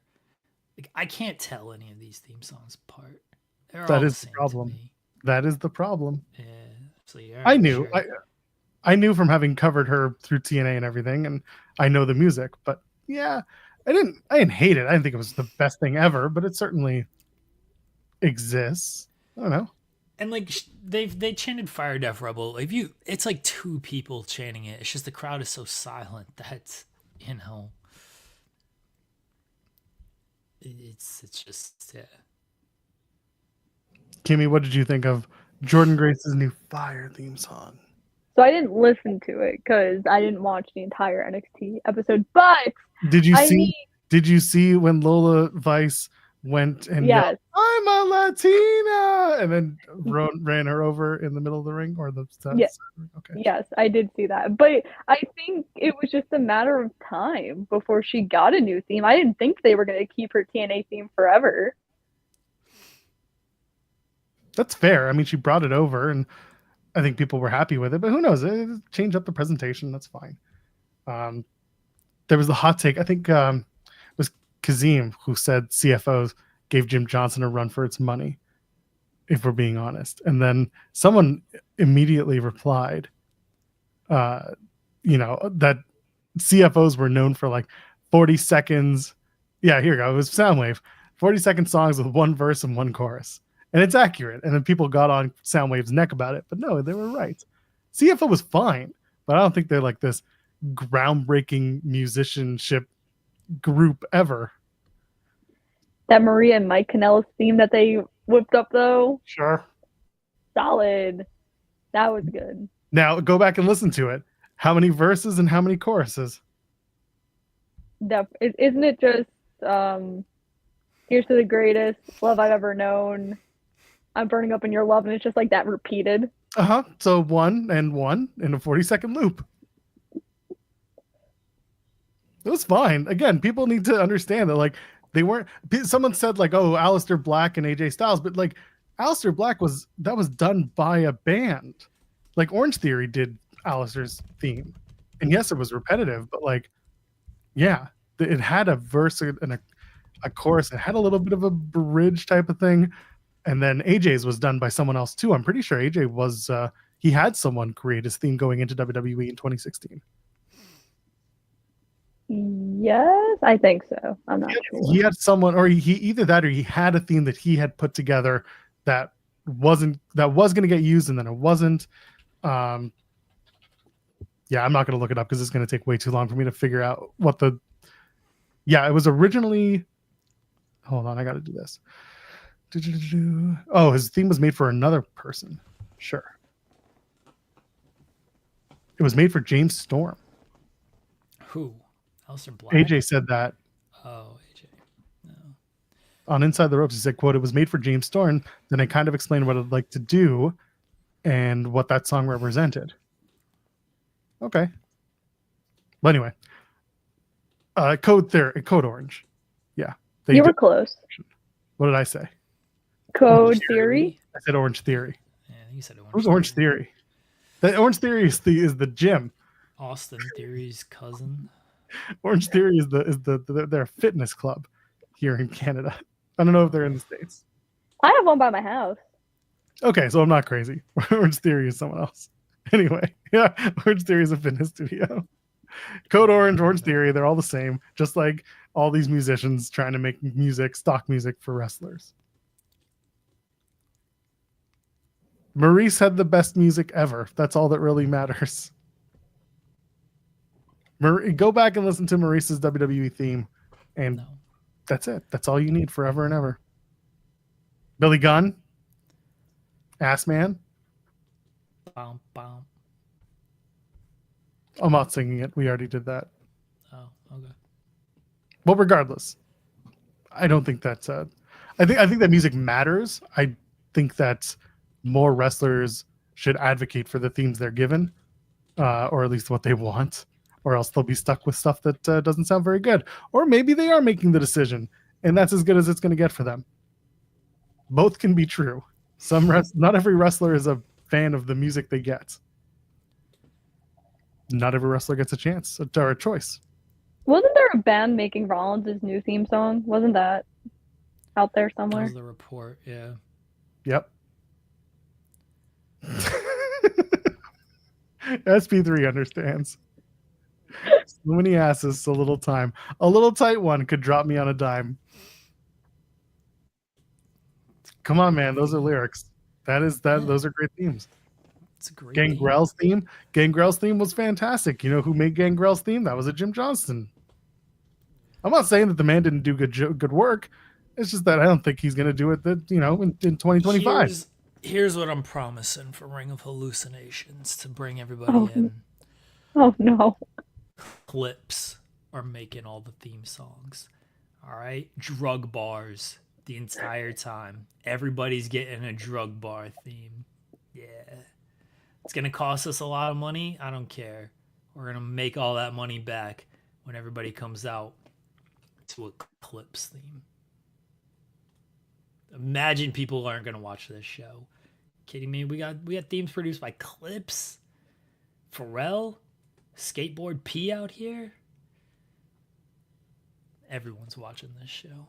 Have you heard of the Clips, Kimmy? Do you know who these people are? Of course No. not.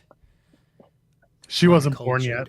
Uncultured swine out here. How am I an uncultured swine? Let's Google this. Oh, it's a hip hop duo, according to Google. 1992. They're coming out with a new album in like a month. Wasn't even a thought in 1992.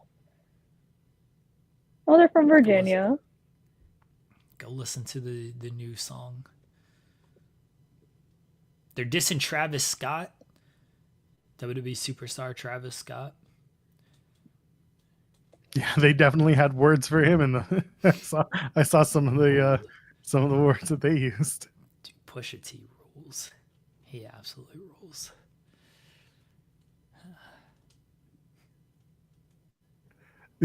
I'm looking up Dale because someone mentioned the TNA themes. Dale Oliver done a bunch of the Impact themes, Switch TNA themes, including the rip-offs. He ripped off Sandman, Perry Saturn's theme. He ripped off Raven's theme. In that he made like fake riffs for the themes that they used. Monty Brown's Down with the Sickness and inspired theme, that was a Dale Oliver creation. A lot of those guys. I want to go to Starcashes to get pounced by Monty Brown. Yeah, you and the rest of the people who want to go. You don't want to go to see me? They're doing that. No, absolutely not. Are you going to be representing Monty Brown? No, I'm working with I'm a general staff member at Starcast. I don't know what I'm doing yet. I have a feeling I know what I'm doing, but hasn't been confirmed. I hope they put you with Brian Myers. No. He is the most professional wrestler. I hope you know this. They just announced him like 5 minutes ago. Good. I hope they announce the rest of the system too, so they can sit there awkwardly wondering what happened. No. JDC out here awkwardly dancing. The Starcast lineup is actually like really good though. Sting, Monty Brown. I love how you go to Sting. Sting, who can't be asked to show up in Canada except for that one Winnipeg day. Winnipeg! What are we doing here, Winnipeg? Do you understand how this works? I don't think you understand because you were messaging me about this yesterday. So, Khan reach out to my boss. My boss then responds. If your little city in Canada doesn't reach out to my boss, what do you want me to do? Sting isn't picking Winnipeg. Tony Khan reached out to your boss to set up the Winnipeg date. Can't believe this. Definitely not the Khan I was referring to. Khan is in convention. Use the words. Words matter. Convention. That's how convention. What are we talking about here? Oh my god! Is this a go fuck me thing? Never going on this show again. There's some people who would relish that fact if it were true. You would feel so sad though. Would I? I don't know, man. we got people. Spencer Love from Love Wrestling joins us on Friday, by the way. What? Oh. Since when? Well, he's got to promote the next Love Wrestling show. It's going to be a big show, really big shoe. Billy Starks is on the show. Not our show. She's going to be on the Love Pro Wrestling show. Joel. If I don't blindside you, then what fun are we having? Friday could... I might not be here on Friday. Great. Spencer will co-host the load. I might not be here on Friday, or I could be in a great mood on Friday, and I don't want to talk about wrestling in that case either. Well, then I guess we'll have him shoulder the load of talking about wrestling. Or we might be in a celebratory mood on Friday, and you're going to bring Spencer to talk about wrestling. Wrestling, and we're going to talk about TNA with him. We're going to have a great Friday show in that case. I'm ripping up the format to Friday's show. If Thursday night goes well. Joel's not on the show. Spencer's not on the show. SP3's on the show. It's me and SP3. And we're talking Friday off? zero wrestling. No. Zero wrestling on Friday if Thursday goes well, everybody. All right? Now I'm blindsiding you. This is what's happening on Friday if Thursday night goes well. If Thursday night doesn't go well, I don't care what we do on Friday. I don't care. So basically a regular Friday. Regular Friday, sure. But if Thursday night goes well, you can have Friday off, Joel. Wow, Joel, a day off. It's nice. I never get one of those. It's very rare that I take or get a day off. Don't lie to the people. It's the best thing I got. Don't lie to the people. What are you talking about? Yeah, you're bringing Spence. The Oilers lost the cup. Like He asked. He was the one who asked. When did he ask? That was a few days ago. It was definitely before the Oilers lost. Okay. That's on him. He made the decision to join the show because he wanted to promote Love Pro Wrestling's upcoming event. And I said, absolutely. Because we love Pro Wrestling here. We support them. We do. Billy Starks is going to be in the main event against Zoe Sager. That's a pretty good match to have. We love Billy Starks on this show. We do. But we're ripping up the format on Friday if Thursday night goes well. Tell Spencer, figure it out. So figure it out. I'll just have him on tomorrow's show. Spencer can go on coexisting. I want him on shows with people he knows. He could be on tomorrow's show. That's fine. He'll be just as miserable then as he would be on Friday if things don't go as you planned. No, I'll be way more miserable on Friday. Are you kidding me? Way more miserable on Friday if things don't go well. Well, I guess we'll see. Either way, he will be here on Friday. Or not. I'm ripping up the format. Well, we'll see about that. We'll see. So everyone just tune in Friday because you don't know what you're going to get. You do know what you're going to get. You'll know on Thursday night. But what if no one, like, what if people don't watch basketball? Like, what about those people? Yeah, you weren't going to get away with that one. Our audience, bless our audience. I love our audience. I don't know how much our audience cares about basketball, but they care enough to where they care about me. So they check the score of the game, and they're in the chat early. They're like, "Oh, Thunder won last night. Jeremy's gonna be in a good mood. Oh, Thunder lost. Jeremy's gonna be in a terrible mood." Like they know. Yeah, people. Gray's, he doesn't watch basketball, but he enjoys the basketball talk. We get very lively chats for our basketball talk. I get messages after Thunder games asking me to check on Jeremy as if he doesn't have a whole ass family who could deal with him. Yeah, but people know don't check on me. Don't message me. I'm not answering you. I don't want to talk to you after the game. Odds are, on those days, I've been asked to do the thumbnail and the copy for the show. Yeah, I didn't know what day was it? Tuesday? Monday for Tuesday, Monday. Yeah. I was like, Joel, you got to set up the show. I probably could have done it. See, Kemi, our audience likes me for some reason. So even if they don't like basketball, they like me. They like you, and that counts for something, Jeremy. That's unfortunate. But yeah, I told Joel, I was like, can you set up the show? Like, I don't know what kind of mood I'm gonna be in. Like, it went well. I could have done it, but I'm just trying to get ahead of these things. You know what I mean? You got to make a special thumbnail for Thursday, Joel. You know that, right? If things go well. Oh, for Friday, you mean? They might not go well. Yeah, Thursday night. They might not go well. So I don't know. Scott, no. We're not doing this. I think Halliburton's going to play. Even if he doesn't play, TJ McConnell's been killing us all series. People are crowning OKC already, and I don't like it. Like, yeah, you can't do that. They still got to win a game. Yeah. And with Halliburton, I understand it. Like, he's going to get checked out, but, like, they're going to give him the option, and he's going to say, I'm playing. You can wrap it up until I can't feel anything. That'll be it. He'll go play. He wasn't very effective in game 5 with the injury though. But like they were still in that game. It was a 2-point game. With like 9 minutes to go. They were still in it. It's it's not over. It's not over. I don't like being crowned already. We still got to win a game, you know. No, uncrowned is the Yahoo guys. All right, we can talk about this Hogan stuff because there's enough information out there. There's a lot out there. So before we went on the air, this was reason number 7 as to why we started late today. Ronald, you started late? We started late because my computer decided to shut the bed. We usually start around 10:04 Eastern. We usually do 4 or 5 minute buffer, but we started a little late today because my computer decided to go haywire on me.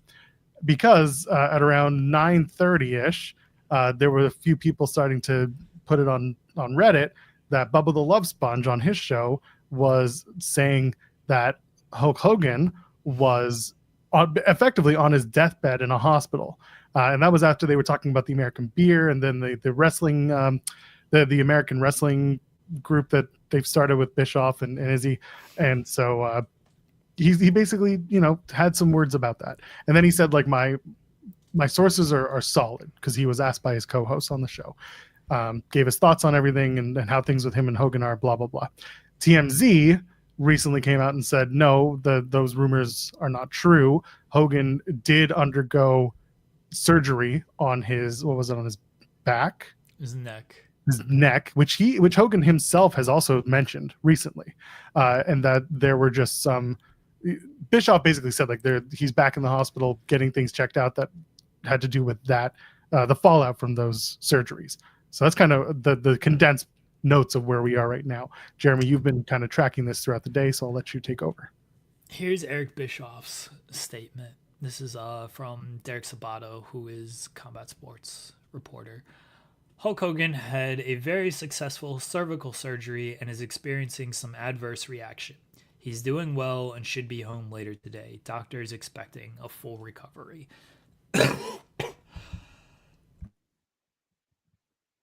That's usually how we react to those types of stories. Jeremy's going to take care of himself and come right back. Sorry.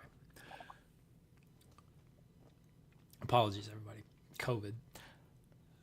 So that was Bischoff's statement. Yeah, Hogan had neck surgery a few weeks ago, and they said it was a minor procedure. They said he was back at work the next day, promoting real American fighting or freestyle. I always call it real American fighting, but real American freestyle and his beer and all of that stuff. Bubba the Love Sponge, not the most reliable narrator when it comes to Hulk Hogan. If you know the story there, I'm not going to dive into their full history.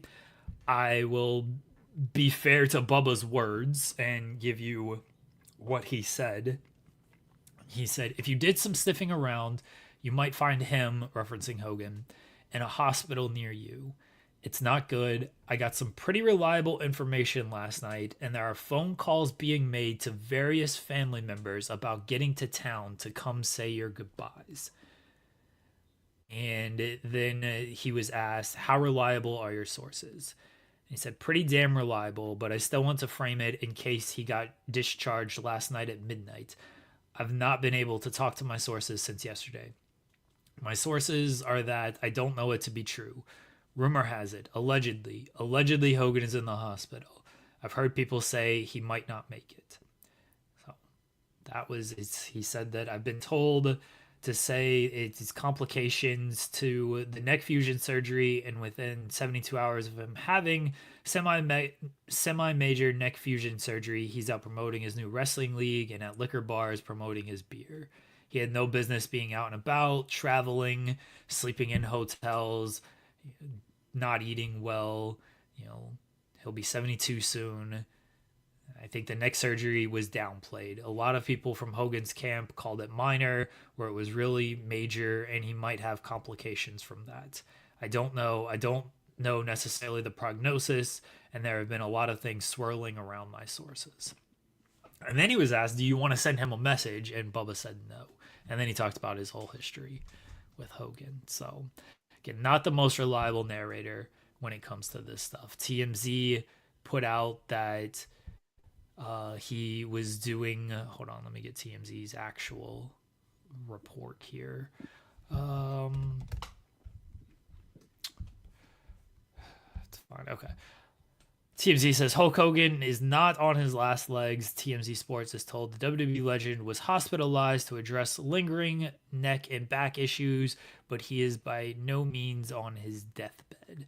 And then they reference Bubba's reports. Rep for Hogan tells us the 71-year-old isn't close to death. He's just dealing with more of the same ailments he's had for years. In fact, we're told Hogan's back to moving around already. So there you go. Hulk Hogan apparently not on his deathbed and seems to be doing okay, which you're allowed to feel however you want to feel about that. I do think Bubba the Love Sponge should not be putting out information like this. And there is, this was from the settlement in years ago. 2012 was the settlement. Yeah. So the settlement in 2012 between Terry, Hulk, and Bubba. Bubba will not mention Hulk Hogan on the radio or to any member of the press, either directly or indirectly, unless the statement is positive about him and or unless he is the subject in the media concerning a newsworthy incident, excluding the sex tape scandal, and the statement by Bubba about Terry is either positive or neutral. Bubba will not disparage Terry in any way to any person or entity. Bubba will not make any parody songs, radio skits, videos, or related content about Terry in any way. The statement set forth in paragraph 8 will be Bubba's only statement regarding Terry and the sex tape scandal. Bubba will not make any other public statements regarding that subject, either directly or indirectly. Don't know if this will hold up. Don't know if, it's over 10 years now. I don't know the legalities of all of this, but noteworthy that he's not supposed to mention Hogan in any way unless it's positive. This is certainly not a positive statement, and I don't think this is, it's newsworthy in Bubba's mind, but it's newsworthy because he created it. It's not like this was already out there and he's commenting on it and Hogan's been the subject concerning the newsworthy incident. Like, he created the newsworthy incident. So I don't know if that's something that Hogan's team looks into once the press basically. He went out and opened his mouth. And then Jeremy talked about it. Basically, it's two kind of garbage people doing garbage things. Like, that's why it wasn't. That's where we're at. And that's why it wasn't the thumbnail. Well, guess what? You're gonna have to create a thumbnail when I clip this. So. Son of a. Yeah, that's true. Somebody on Reddit left a comment saying, "Hogan possibly dying on Juneteenth was too poetic to be true." And people were like, "Of all the things I didn't know I needed in life." Hey man, those are just reactions from people on the internet. I'm not telling you whether or not I co-sign or not. It's just those are comments made. Yeah, that's where we're at. That started this morning around 9:30, and like I said, I picked it up and was able to get that's what I was sending Jeremy earlier in the show, was the comments from Bubba on his show, because it felt like it was just starting to break and we had to get on top of it, and obviously so did TMZ, and Bischoff got his statement out as well. So we'll see where it lands. Like we said, it's just two people taking out their trash, whatever that means. That's it.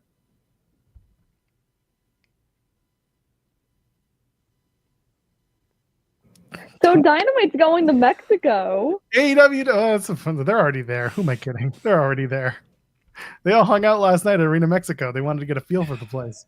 I love that they showed inadvertently Bryan Danielson and Chris Hero in the stands, and then they very carefully and very quickly whisked them away once they were kind of outed in the crowd. They took them out after that. The show, though, was a lot of fun, apparently. I got to see bits and pieces of it, but yeah, it looks like the CMLL event last night was a lot of fun. The infantry was also in the crowd, too, at some points I saw.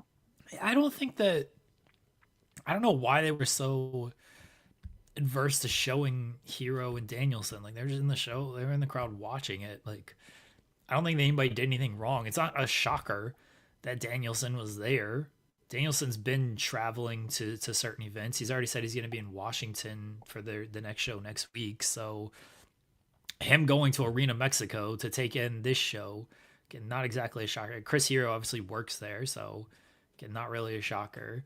I think they just panned. Go ahead. I was going to say, I think it was more the fact that, like, you see them, they're there, and you direct the attention to the attention is not supposed to be on them being there. The attention is just supposed to be the matches. And if you take away from the attraction of the wrestling show because you've shown these two people on screen, people will get distracted and they won't be paying attention to the show. And either they want to get out of there so that the attention is back on the wrestlers, or someone else from the back said, hey, get them out of there, lest they become part of, undeserved attention or unneeded attention, I should say. There was no real like angle stuff set up on this show. I don't know if people expected that, but Scott mentioned his MJF take anyone's mask. No, again, there was nothing.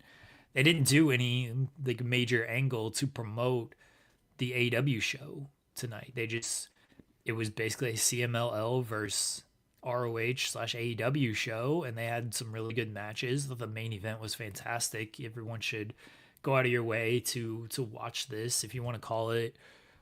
For TV matches, I mean, there's been a lot of really good TV matches this year, but this was certainly up there as one of the best TV matches between Bandito and Mascara Dorado. And yeah, Bandito saying, I'm going to talk to Tony Khan, bring you to AEW, we'll get you a dual contract. Like, all right. As if Tony didn't already know and bring in Mascara Dorado for other events before. Yeah, he's been working. He's worked like the last 4 AEW events. So yeah, Tony clearly thinks highly of him. But it was just still very funny that Bandito was like, we're gonna do this dual contract. I respect it. So it was a good show. It was a quick show. It was like 2 hours. If it maybe Perfect. 2.5. Like, it went by really quick though. So whatever the runtime was, like, it did not feel like that. Like, it flew by. And again, the main event I thought was really good. So everyone check it out if you got some time. And Red Velvet lost. Okay. She's a champion, sir? Allegedly. Yeah, allegedly she's still a champion. Allegedly. She walks out with the title. Yeah, did she put it on the line? No. Well, then there you go. She lost. Who did she lose to? The girl who's teaming with Thunder in the Global Wars match again. It's like Phosphorone. I'm that. I'm sorry. Isn't it Persephone? Persephone? Is that how you say it? Pretty sure it's just Persephone. Okay. Oh. I knew I was going to butcher it. Hold on, I got to pull this up because I've seen the graphic. Yeah, it's Persephone. Persephone. Okay, sure. Persephone. Okay, yeah. So she's also teaming with Thunder Rosa on Global Wars to face Athena and Billy Starks, and that's being taped at some point tonight. I don't know if it's before Dynamite or after. I'm assuming it's after the Dynamite. Oh my gosh! You dump everything in for it? Okay. Yeah. Okay. Yeah, right. Yeah. The show tonight's 2.5 hours, which is a different take for AEW to be doing. Which I know it's 2:45 because they're gonna have an overrun. Exactly, trying to give Raw a run for its money. We'll see what they do. Oh. Yeah, like Henry's pointed out and SB3's pointed out, whatever they did last night may have set up some Ring of Honor stories going into the pay-per-view, which, like, if they want to turn Supercard of Honor into like Supercard including CMLL, then sure, why not? That's fine. Well, I mean, Ring of Honor every week, I think for the past 2 months, have included CMLL, so I had assumed Supercard was going to include CMLL people on it anyway. Right. Yeah, You know, they have a roster though. You see Rachel Ellering's comments about how they're not allowed to work indie dates, but like they're not being used on Ring of Honor TV, and I was like, thank you. The thing is, like, she was right, and I misunderstood. I didn't say anything, but like at first I read it and I misunderstood what she was trying to say. But when I reread it, I was like, no, she's absolutely right. I thought she was arguing against the point that I would have made, which was you need to work an indie that's safe, first of all, because not all indies operate similarly or in a safe spot, whether that's putting ring mats on the floor or having any sort of medical crew there in case there is an emergency, or just having a proper ring that's well put together and not broken somewhere. Like, you need that, and you need to be able to trust that the promoter is going to provide those simple things. And on top of that, we've seen time and time again, there are wrestlers who do get booked and work these shows and then end up getting pulled because they're suddenly needed for TV. And when that happens, like, that sucks more because you're trying to do the right thing, but then you get pulled and then you may or may not get used, and sometimes you don't. So that becomes a whole other can of worms for them to deal with. No, I think Rachel was very honest, and I think that her comments were right on the money. I mean, it sucks too because every Ring of Honor, SP3 could vouch for this. Like the last couple of weeks, Ring of Honor's been under an hour, and you went weeks without using Athena. You went weeks without using Reg. You're going weeks without using all of these people. Like, where's Diamante been? Where's Kiera Hogan? But Kiera Hogan's cleared. She's wrestling on ASE, right? She's been wrestling on other indies. Like, why are you not using these people? Where's our pure women's tournament? Where is it? Where has it been? Hello? Exist. It does exist. You've seen the picture of the title. It was part of the hallucination AI. that kicks off Ring of Hallucinations. AI does a lot of things nowadays. I knew I should have asked Tony Khan that question instead of Scorpio Sky. Nah, the Scorpio Sky question was good. That was way more relevant than Ring of Honor. Sorry. Thank you. Yeah, You should have Diamante is the about one in Blake TNA Christian's right now. theme, but That's whatever. true. Oh, wait, I saw a picture that Blake Christian like laid out Bandito on like last week's Ring of Honor episode, I mean, allegedly. you saw a picture. Did you not watch the show? Oh. Wait, everyone was telling me that they watched the show last week because it was 51 minutes on Honor Club or whatever. No, I had a person tell me this. But yeah, so is Blake Christian gonna wrestle Bandito at Supercard? We can only hope. And is your guy gonna win the hope. title? We can only hope. I want him on this show ahead of Supercard, you know, but AEW's got to return some emails. I'll drop that one interview. That'll get us the interview that we want. I'll do it. I got to get back to their PR person. My buddy? Yeah. No, actually, someone else. No. Your buddy is the second that I contact after I deal with the first. The first is another can of worms. Oh. Yes. I'm sorry. I only have the one person. Once that interview drops, we're in like Flynn, baby. Not Jerry Flynn, noted WCW superstar. Jerry Flynn. Was good, yeah. He ruled. Those educated feet gave Sean Waltman a run for his money. What's Jerry Flynn up to these days? Jerry Flynn, wrestler. Oh, they just announced Mark Sterling for StarCast. He retired in 2001. He had an MMA career of 0-1.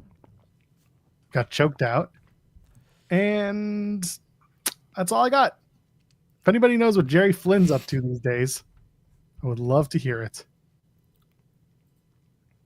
Oh, someone posted a photo of him from 2 years ago. Learning so much right now. Someone wants yes, to... Grace. I have the live notifications on because I'm a really good employee. So I get alerted every time StarCast tweets out new talent. Jeez. Okay, then. I do the same thing for WrestleCon. Are you kidding? Yeah, I mean, that makes sense. All right, well, we want Jerry Flynn, I guess, on this show. Apparently, he's hard to get a hold of. We'll do it. We're going to do it. The man retired like 50 plus years ago. Not literally, but you know what I'm trying to say. He's been retired for a long time. Anyway, what else? What else do we have to talk about? Anything else from the NXT show? The No. TNA World Did we Championship. mention that Monroe made a Sabrina Carpenter reference? Yes, before slapping Jayne. Okay. Cut to Jerry Flynn is coming to Starcast. Can you imagine our influence?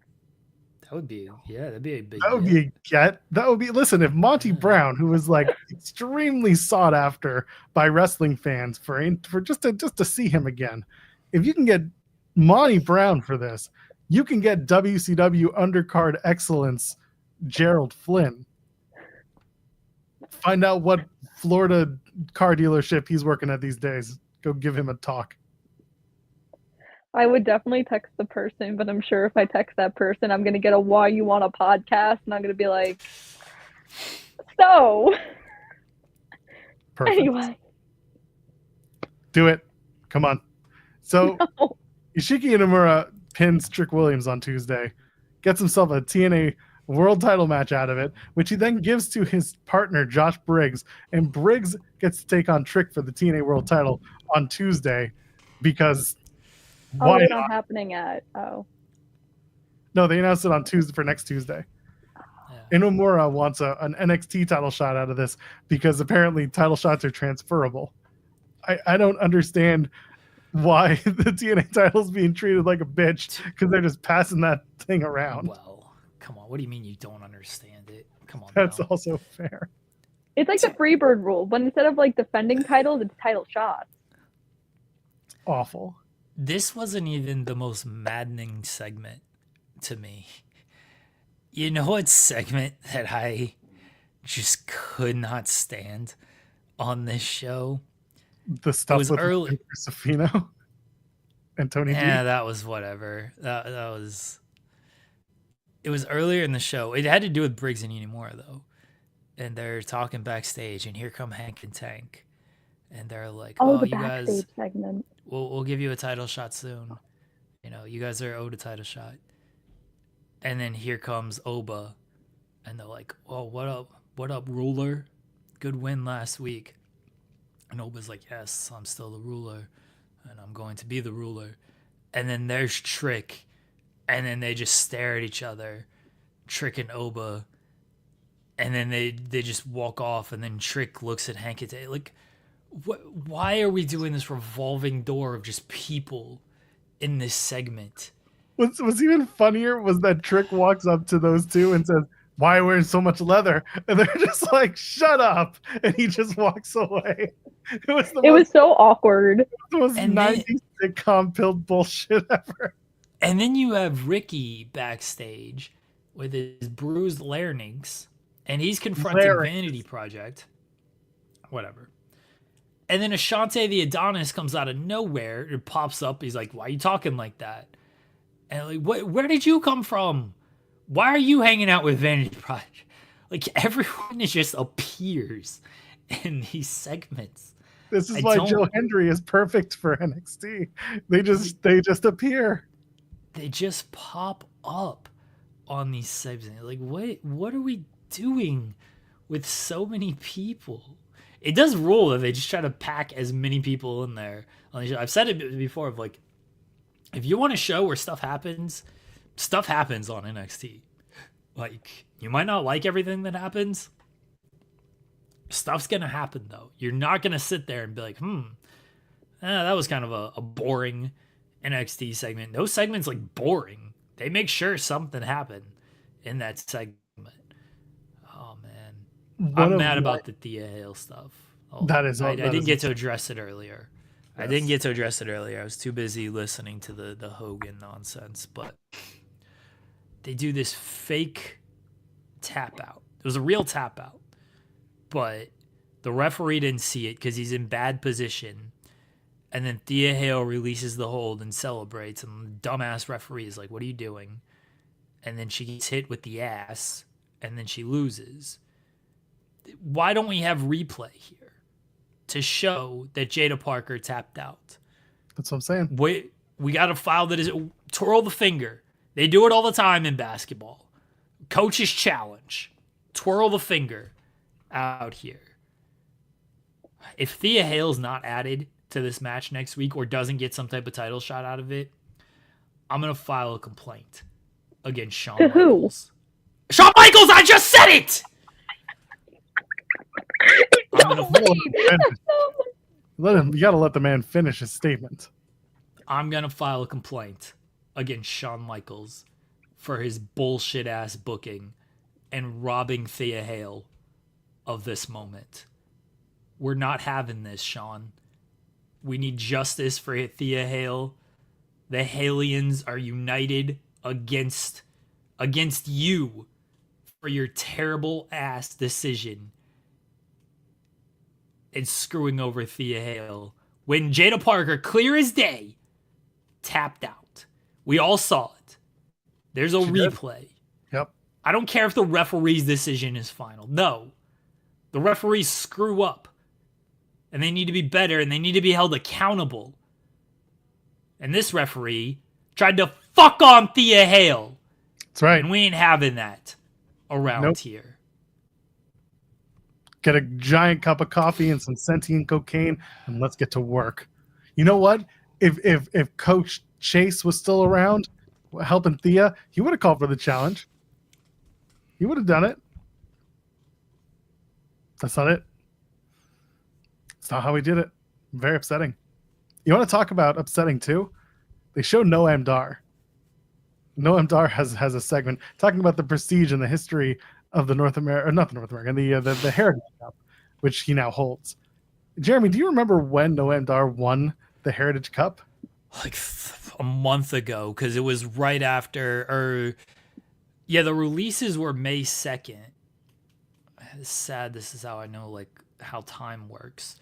The releases were May 2nd, and he won it like the show, either that show or the show before that, because that's when they did the the meta split. So yeah, it's been a month and a half now. Jeremy, what? He won it on the Tuesday after WrestleMania at the Fountain Blue NXT show. Oh fuck! It was even far. Well, that's still April. Yeah, because that show was the end of April. 3rd, 4th, yeah. So a month and a half. And then the next week, that's when they did the lashes on her own now. Jakara, you're going to do your thing, get fired. And Oro, you're also going to have fun and evolve, get fired. And then I'm going to go. And he hasn't been on TV since that segment, Jeremy. He hasn't defended the thing on TV. He hasn't been seen on TV. There has been no Noam Dar, prestige winner of the prestigious NXT Heritage Cup. The man hasn't been on television since his friends got fired. And now he's coming back next week to have a title match against, Luca Cristofino? Is that who he's facing? Yeah, because Luca Cristofino's consigliere got him this match, but we don't know who the consigliere is. I get it, folks. Noam Dar's on speed. You know where he's not? NXT. Or TNA for that matter. But you gave him the Heritage Cup, and you're just like, this cup is so amazing. And meanwhile, it's like, I haven't seen me since May. That shit's amazing and infuriating. Per Brian Alvarez, Elijah may have been injured in that tag match. So we'll see what happens once the TV tapings occur in Pittsburgh for TNA, because that was an Alvarez thing. We don't know. It seems like it was a silently seen but not reported. But that's out there. So we'll see. We'll see what happens come Friday with TNA. What else is there? That's really it from a very women's wrestling heavy episode of NXT. It was good. The whole idea was the women's the Evolution Eliminators, Blake Monroe's contract signing, and then otherwise it was just the TNA integration. So that was fine. I was annoyed that Casey Navarro didn't get to work. I don't know what happened. I felt so bad. I don't know what injury it was, or maybe there's something else at play. But Casey not working the NXT show was a bit of a bummer, because we love Casey on the show, and we kind of hope that he gets some NXT hours working in front of the crowd. But not so much. He did do his thing, and I love it with his entrance. He knows all the camera work, all the points to hit. I talk about having a fluid entrance and not just singing the theme. He's a guy who knows in the song where to hit his mark. And when you get the ka-ching in one of the parts of the entrance song, he always turns to the camera and flashes a smile. He gets those little things that I love. And like AJ Francis knows where the beat drops. He knows where to hit his moves. Stuff like that is I like that. I don't need you to count your steps and then do your punches and then sing your song and lift your foot up. It's when it's fluid, it's worth talking about. Anyway, I thought Casey delivered, but he should have been in the match. Hopefully he's all right. I like that AJ faked his over the top flip. Yes. Like he was like taunting the crowd. I was like, he knows. That's what he would do, and that's what he should have done. I thought AJ was fun in that match, which I expected. We talk well about AJ's work on TNA almost weekly at this point. He's very, very talented. So we got not NXT. We've got AEW tonight. Grand Slam Mexico. We're going to be live at Arena Mexico for 2 hours and 45 minutes with the overrun, as Jeremy pointed out. Mark Briscoe takes on Kazuchika Okada. That's a match that, I mean, it's going to be fun. It's just it's one of those, oh, this is here type of matches, but it'll be good. I think, is this going to open up the show, or is this going to be a middle of the road show? Well, they have a million tag matches. I think they might open with Mercedes. Yeah, CMLL World Women's Championship. Actually, I think this is going to main event. I think you think so? Yeah, I think Zuxis and Mercedes is going to be the main event. This is the only title that's on the line, which typically indicates they put the title matches on last with a big event like this. Well, a big televised event like this. So I could see Zuxis and Mercedes having the main event spot, and then them opening either with the FTR Don Callis tag or the Moxley tag, because that's a lot of bodies. The 12-man or the 10-man, that's a lot of people. Mystico and MJF as crossover then? Yeah, if it's not open, that's another one that could be opening, because MJF doing the heavy heat to start the show with the American flag and coming out in the red, white, and blue colors, and Mystico is Mystico. He's very popular. I could see them opening with that match. Ricochet versus Leo Rush versus Mascara Dorada and Hologram. That is the 4 million pesos challenge, which equates to like 170,000 US dollars or something like that. It was very funny. Yeah, that's gonna be a fun 4-way. I think that's like a middle of the first hour type of matchup. But yeah, we mentioned MJF Mysterio and Mystico. That could be the opener. And then those two tags. So the first one is Bandito, Atlantis Jr., Templario, Brody King, Daniel Garcia, and Adam Cole Bebe taking on Hechicero, Kyle Fletcher, Konosuke Takeshita, Josh Alexander, and FTR. That's going to be a very interesting group of bodies in the ring. Very, very What a dynamic. There's so many sizes, so many things. I don't even know what happens in something like this. Like, when we'll find out? At 8 o'clock. I mean, I assume they're going to be on closer to like 9:45. They might actually be the second hour crossover, because I don't think they're going to give Zuxis and Mercedes 45 minutes. You never know. I think they give them 20 minutes. I maybe even 15 for Zuxis and Mercedes. That means that they're right at the crossover, right at 10:30. And then the other tag was Jon Moxley, Claudio Castagnoli, Wheeler Yuta, and the Young Bucks teaming up to take on Will Ospreay, Swerve Strickland, Mimosa Joe, Katsuyori Shibata, and Powerhouse Hobbs. So it's basically Anarchy in the Arena, but a regular match minus the woman. I guess. 60-minute time limit draw for Mercedes and Zuxis. Oh Lord. I don't think I think that's like a 20-minute time limit for those title matches. I think Mercedes is winning though. I think a lot of people think Mercedes is winning, but yeah, Mercedes is. So that means 6 belts? Well, she wants to tell you it's 5 because for some reason she's not counting the one she went to Europe to win last week or 2 weeks ago. Well, one of them's like combined, so. Oh, I'm not talking about the Rev Pro South side. I'm talking about the one she went to. Well, also the Owen Hart Cup title doesn't really get defended. Yeah. But the one that she went off to Austria to win. Where did she go? Poland? Yeah, Austria. Was it Austria? Yeah, Austria. I mean, she's winning though. They're not beating her. Like they're not beating her before All In. I don't think so either. I don't know if maybe they'll want to schmoz the finish. I think she should drop the TBS title before All In. That's my own opinion. I said this on the show already. What? She's not losing before All In. She should. Yeah. I know That she's would not. be- I'm just saying that she be should. dumb. Okay, that would be dumb though. Because in my opinion, and I said this, I forgot what time I was on, but you're scrapping a women's match because now you wouldn't have the TBS championship defended on All In.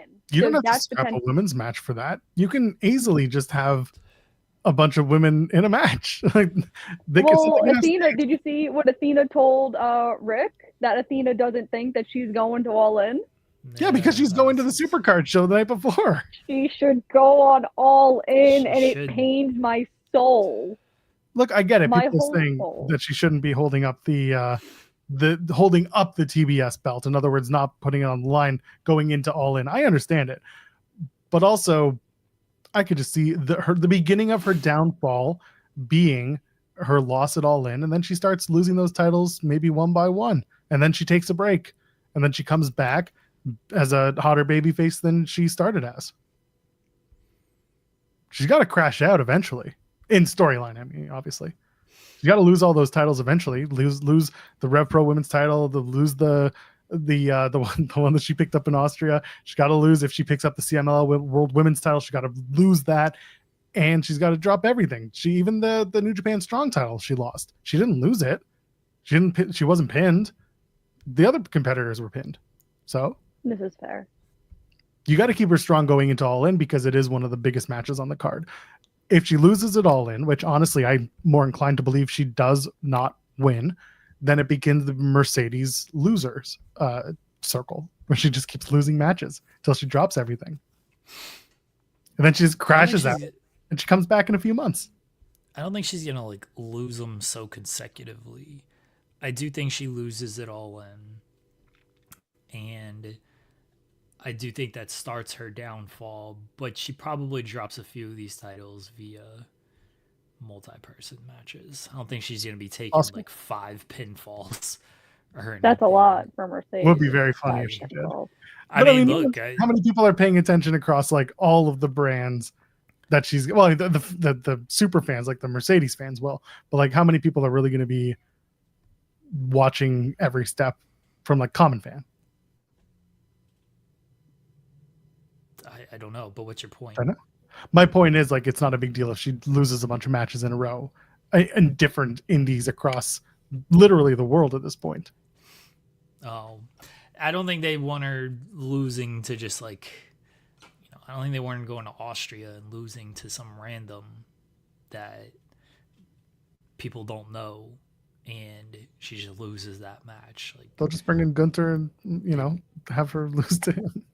probably want to protect a little bit that, hey, let's not have her do 5 pinfall. She lost the New Japan Strong Women's title, but she didn't get pinned in that match either. So, But I think that was en route to keeping her safe going into All In as well. sure, I agree with that, but I don't think it's because she's going to take one loss. That means, okay, now she's going to take a bunch of pinfall losses. Like, she still has an AEW TBS title. I think that she will lose in a one-on-one, or she will take the pinfall to lose that one. She can't lose the Owen title. Like, that's not a title that you just lose. The Rev Pro thing feels like it's a multi-person match that she loses. The CML title, probably a multi-person match that she loses. She's already taken 1 loss to Tony, 1 loss for the TBS title. I wouldn't have 4 losses here. Yeah, I mean, listen, we'll see what happens. I think it all starts at All In, and then it goes from there. I saw someone lab glass saying, "Will Tony be on commentary eating tacos?" I think that would be the funniest shit you could do. Is have Tony out there just eating a giant burrito. Well, she had the very burnt steak. What was that? 2 weeks ago? Last week? She was like ripping with her teeth. The well done steak.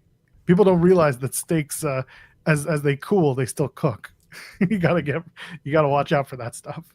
But yeah, Tony eating fish tacos would be just the most Tony thing you could do. A steak wrap. A little too on the nose. I think Tony should be out there with eating fish tacos and telling the world. And Luther feeding it to her because Butler, You feed her like shrimp. Individual shrimp.